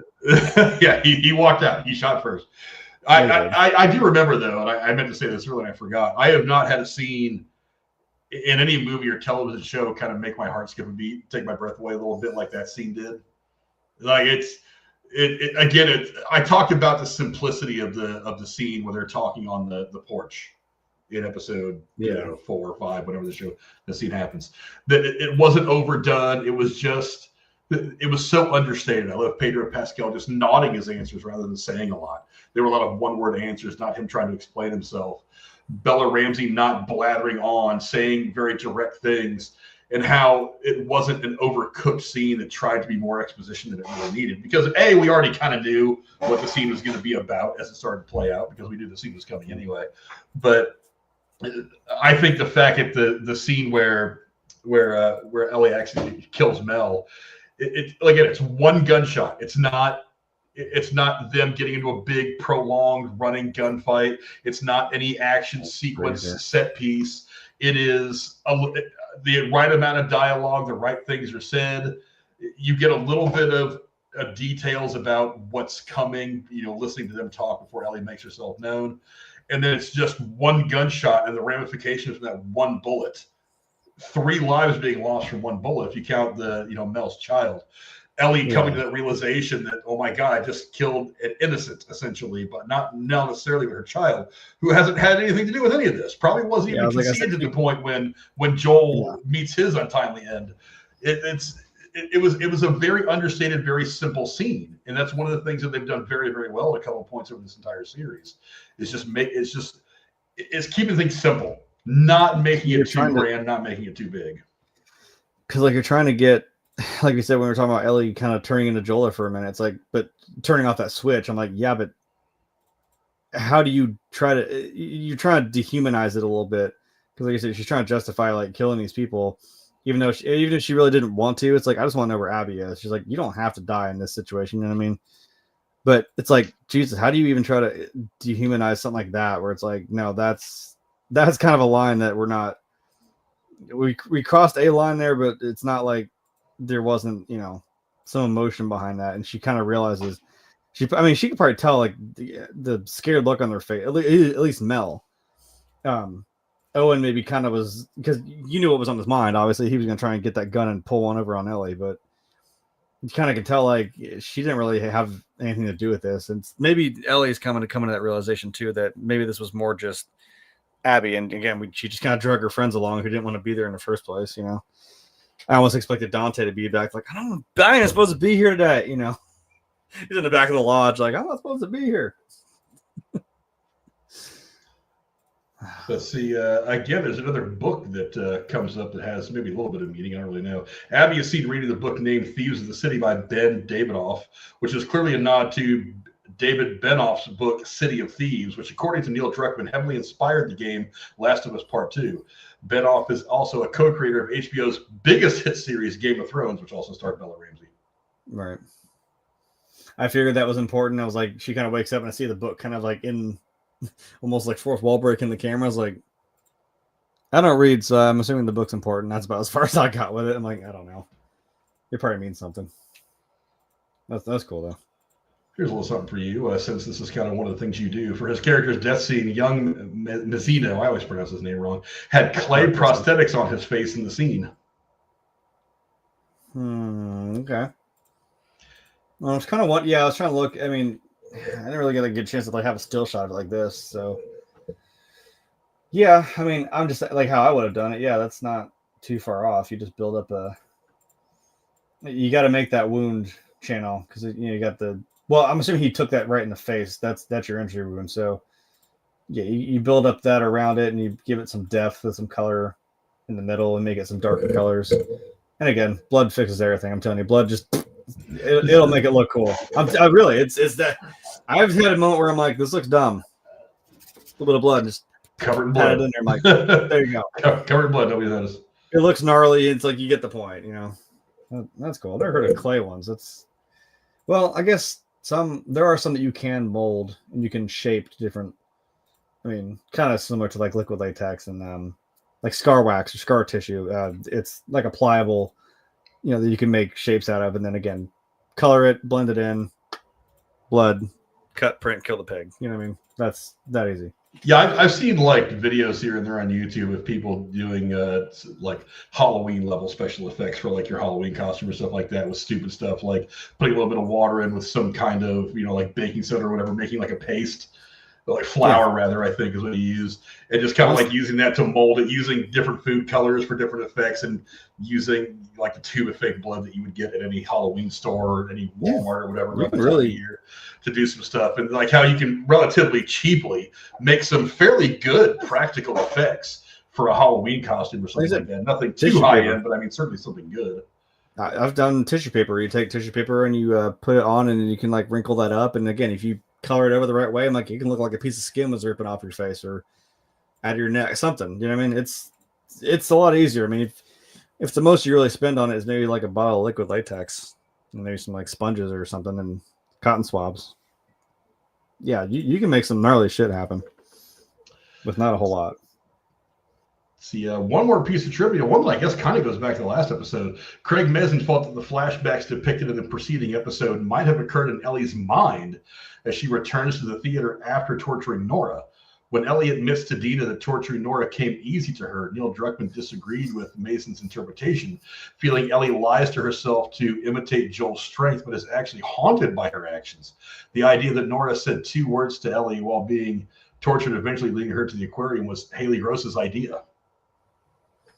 Well, I guess if it's whatever you gotta tell yourself, I guess that's a different situation when you got some girl on the ropes breathing in spores and dying, rather than 2 people that you got the drop on that, aren't breathing in spores, but one of them's pregnant. It's a little different.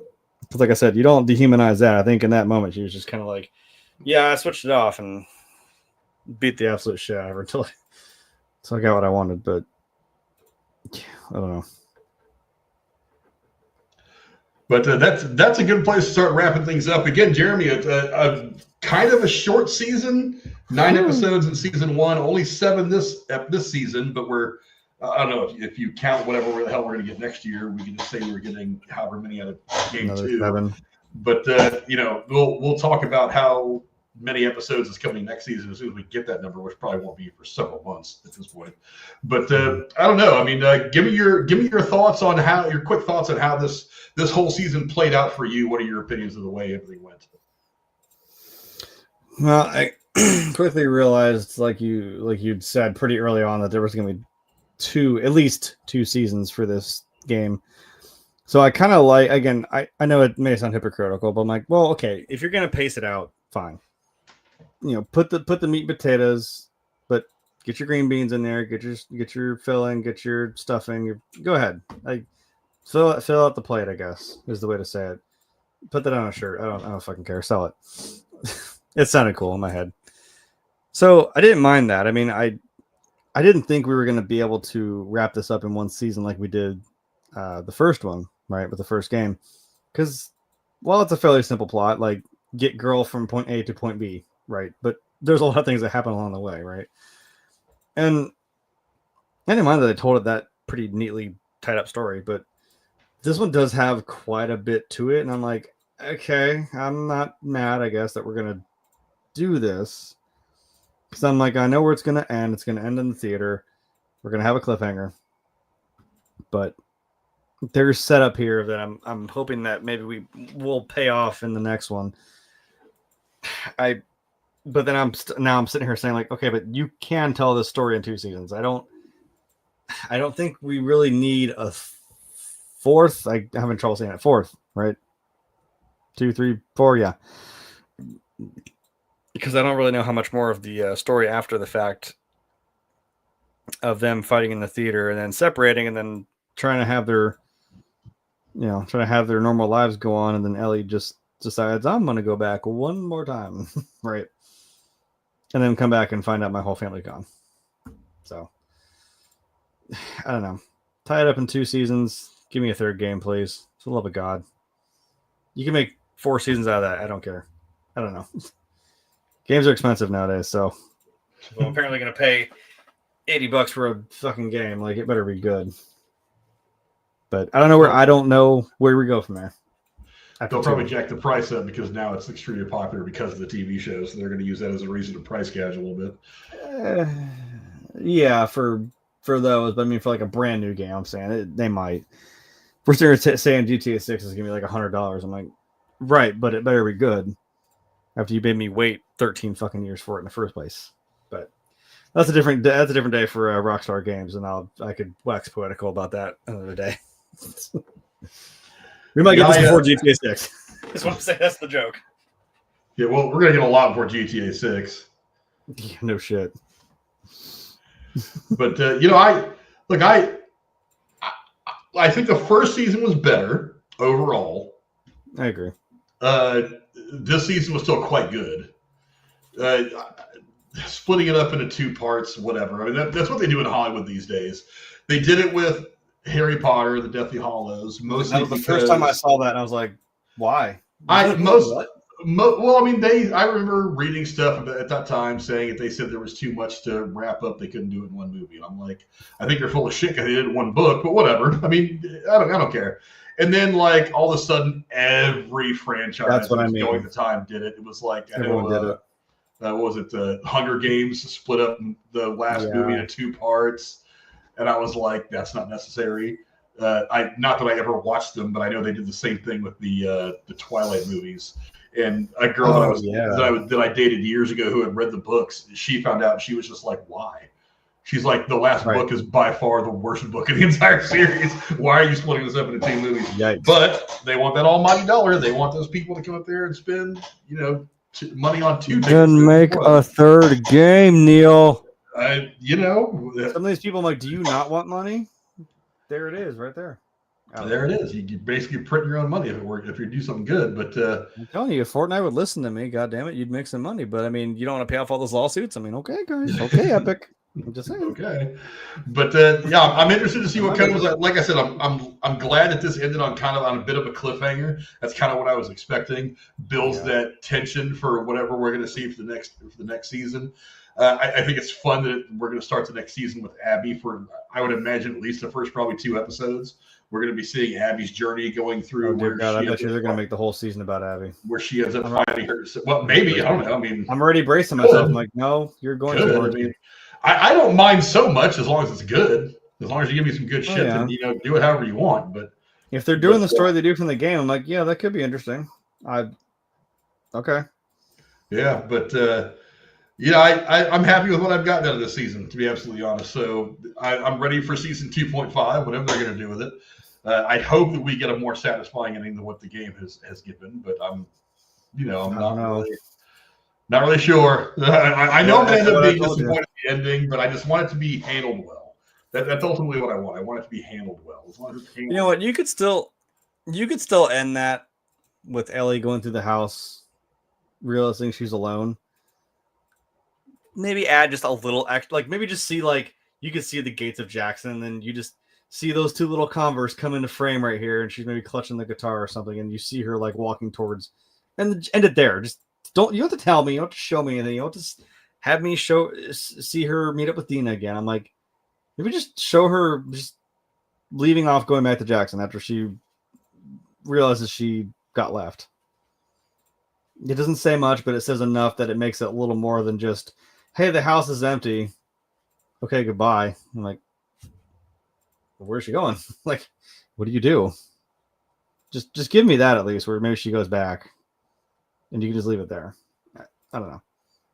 Yeah, but I'm ready. I'm already ready for the next season. I'm interested in what's going to happen. I still have a feeling that there's some news for a third game that's going to come out at some point. So maybe all you gamers like Jeremy, you know, hope springs eternal. Let's Andrew Garfield kept saying, I'm not in No Way Home. I'm not in No Way Home. I'm not in No Way Home. This motherfucker shows up through a portal. I'm like, you lying bastard, really? I mean, if you think about it from Neil Druckmann's point of view, it might make more sense just to do a season 4 that you've done all new writing and stuff for, and end it that way, because you got to pour so much money into developing the game. You actually get paid a lot of money to just go ahead and develop a fourth season of the show. So if you think about it, he's probably going to make more money doing a fourth season rather than doing a third game. But I mean, maybe, whatever. Maybe, I don't know. I don't know. I don't know what the sales numbers for the Last of Us Part 1 and Part 2 were. So. It'd be hard to compare, but yeah, I like what I've seen so far. To all you people out there bitching about recasting Ellie, just stop. I mean, she's here. Deal with it. I don't really care. I think she's playing the character pretty well. To all you people bitching about casting Caitlin Dean versus Abby, you guys are morons. It's not so much about the look of the actor as the character. It's about what they bring to the table with their performance. And I think that both those actors performed very, very well.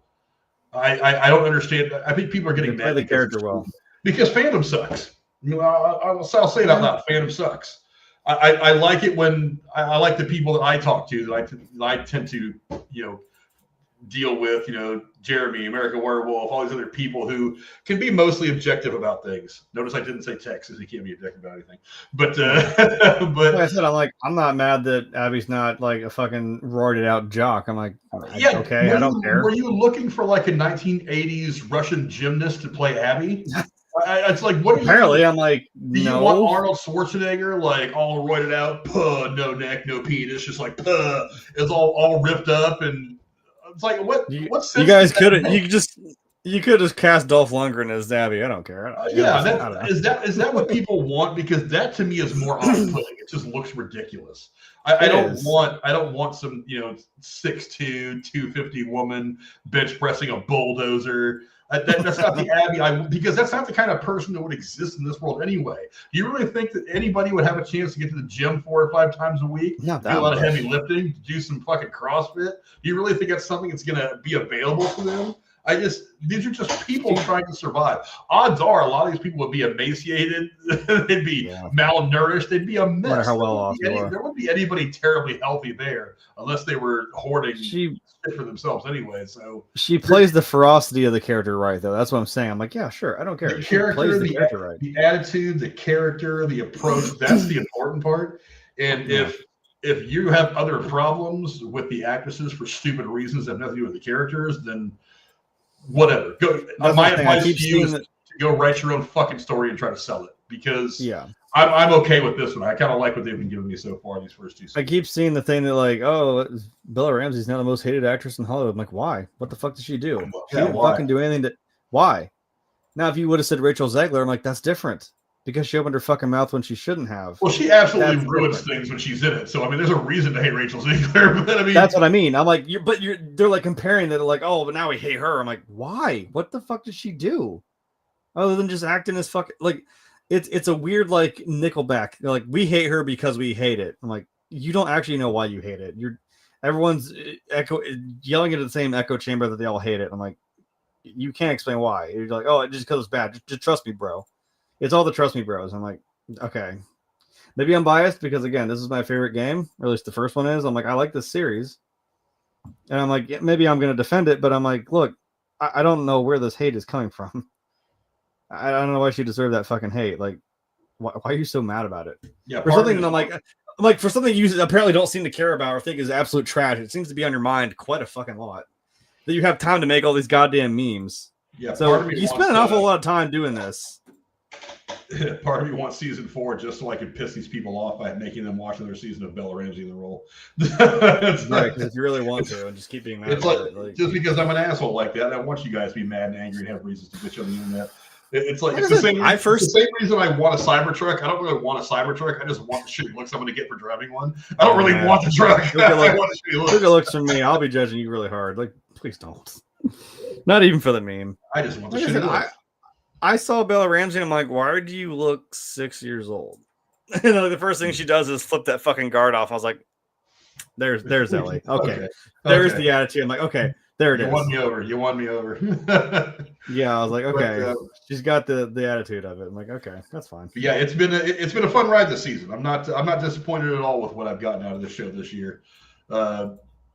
Obviously, the big shock was Joel dying. It took an episode or two to really kind of come to grips with that as a viewer, but it was handled very, very well, similar to the game, which blew a lot of people away. So I have no real complaints. And again, we added some great actors and actresses, even to small roles. Catherine O'Hara, I think, is apparently coming back for season 2.5 as well. Yeah, that's cool. So we're going to be getting a little bit more of her. Joey Pantoliano, only one episode, but goddamn, he was good in it. I love Joey Pantoliano.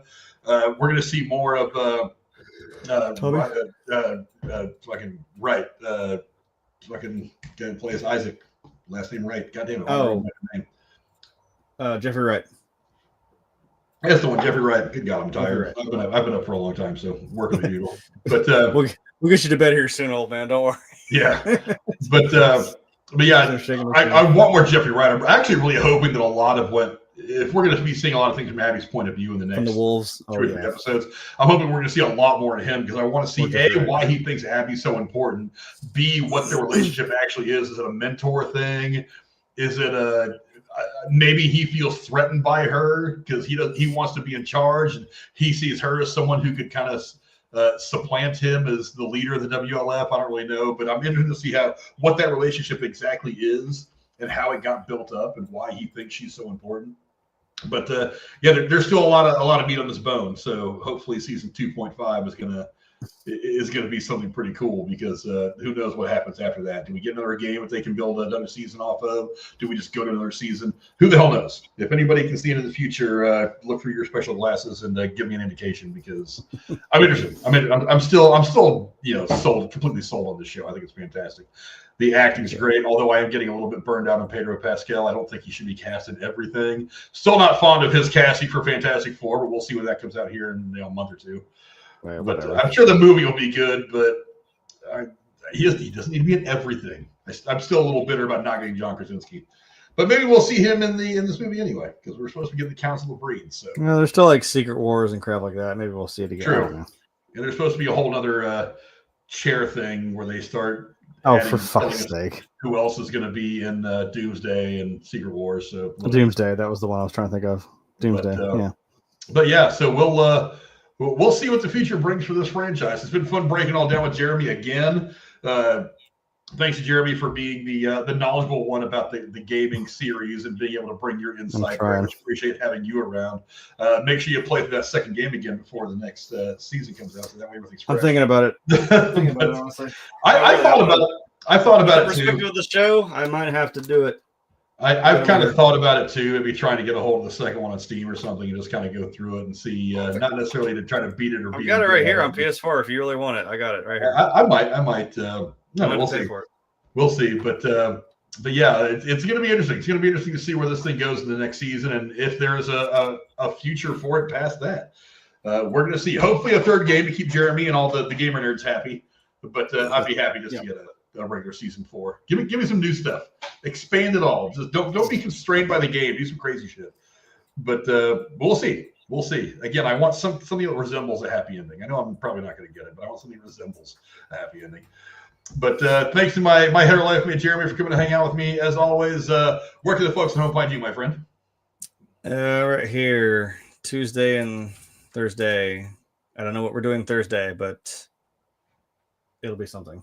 It'll be Jeremy running things again on Thursday. Probably is. Oh crap! Actually, you guys are seeing all this for the last time. Probably tomorrow, I'm gonna start tearing all my computer stuff out, my desk, my office, a little bit of stuff that's left in here, and going over the new place. The next time you see me on this channel, it will probably be in the new environs. So, and it will probably be just as blank as this is now. It's gonna take a little bit of time to get all that together. But you will probably be seeing me next in the new place. I will start. Actually, Friday is the day where the movers come and get all the heavy stuff and move everything over. So we'll be officially moving. All right, so you're stuck with me on Thursday, so that's what it is. So you'll have Jeremy on Thursday, maybe even on Tuesday, since there's no Last of Us. I don't even know yet. I'll see how fast I get the stuff set up. But what do I do now? I'm leaving Thursday to Jeremy. Maybe him and Brady and Tex and get together and do some kooky movie. I don't give a shit. I'm letting him have free reign. I trust him to do all kinds of cool shit, just like we always do on here together. So Lilo & Stitch came out. That's. Yeah, Lilo & Stitch. I mean, I haven't seen it yet. My daughter went and saw it. I have not seen it yet. She likes everything with cartoons and funny people and playful stuff. So I mean, whatever. She's easy to please. She thinks Terrifier is the funniest movie she's ever seen. So you guys are right in the same ballpark. Something in common. You can maybe do that then. Isn't something coming out June 2nd? Is that I don't know. Let's go check the IMDb. That's a Monday. Sorry, everybody. Pause break. I swear something comes out June 2nd. Like, I'm also thinking of July 2nd. And then we'll go to the good old release calendar. We are at May 29th. Karate Kid Legends comes out on the 30th. Comes out in a couple days. I may try to go see it this week. I don't think we're gonna review it. I doubt it, but I haven't done all my homework. I'll say that. Ballerina comes out June 6th. Ballerina was what I was thinking of. From the world of John Wick. And then June 6th. Okay. Oh crap! June 13th. Actually, I did suggest that June 12th we should start on the 28 days stuff. Like, do 28 days, and then the 19th do 28 weeks, and then since it comes out right after that, we should do 28 years on June 26th. We could do a whole thing of June right there. Yeah, June 20th. I just noticed that as 28 days, 28 years later comes out. So maybe a good time to start doing those. And then, of course, we could backlog, do some 28 days and 28 weeks. Yeah. Good. Yeah. And then we get a July 2nd, Jurassic World Rebirth. That's when the big month of July kicks off. Then the 11th is Superman. Then let's see, 25th is Fantastic Four. So July is going to be a busy month. My birthday month's going to be busy. Then August 1st, the Naked Gun remake comes out. I'm looking forward to that. That looks good. Oh, true. That looks good. Right. That looks like a lot of fun. But I'll leave it up to Jeremy what he wants to do on Thursday. Oh, Lord. Okay. But we'll put the pressure on him. But whatever he does, he knows he's got it covered. But thanks to Jeremy for coming and hanging out with being the expert. I appreciate you being here, my friend. One really good on Twitter and YouTube tonight. We'll be back on Rumble soon, I promise. As soon as I get my computer fixed, I will all the stuff that has been missed. I'll put it all on Rumble, one video at a time, and we'll be able to go live on Rumble again.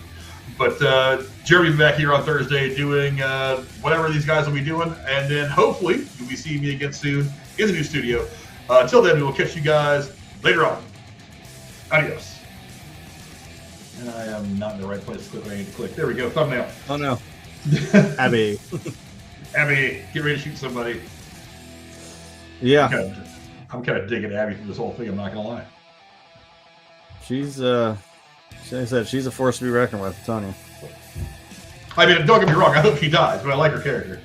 Right.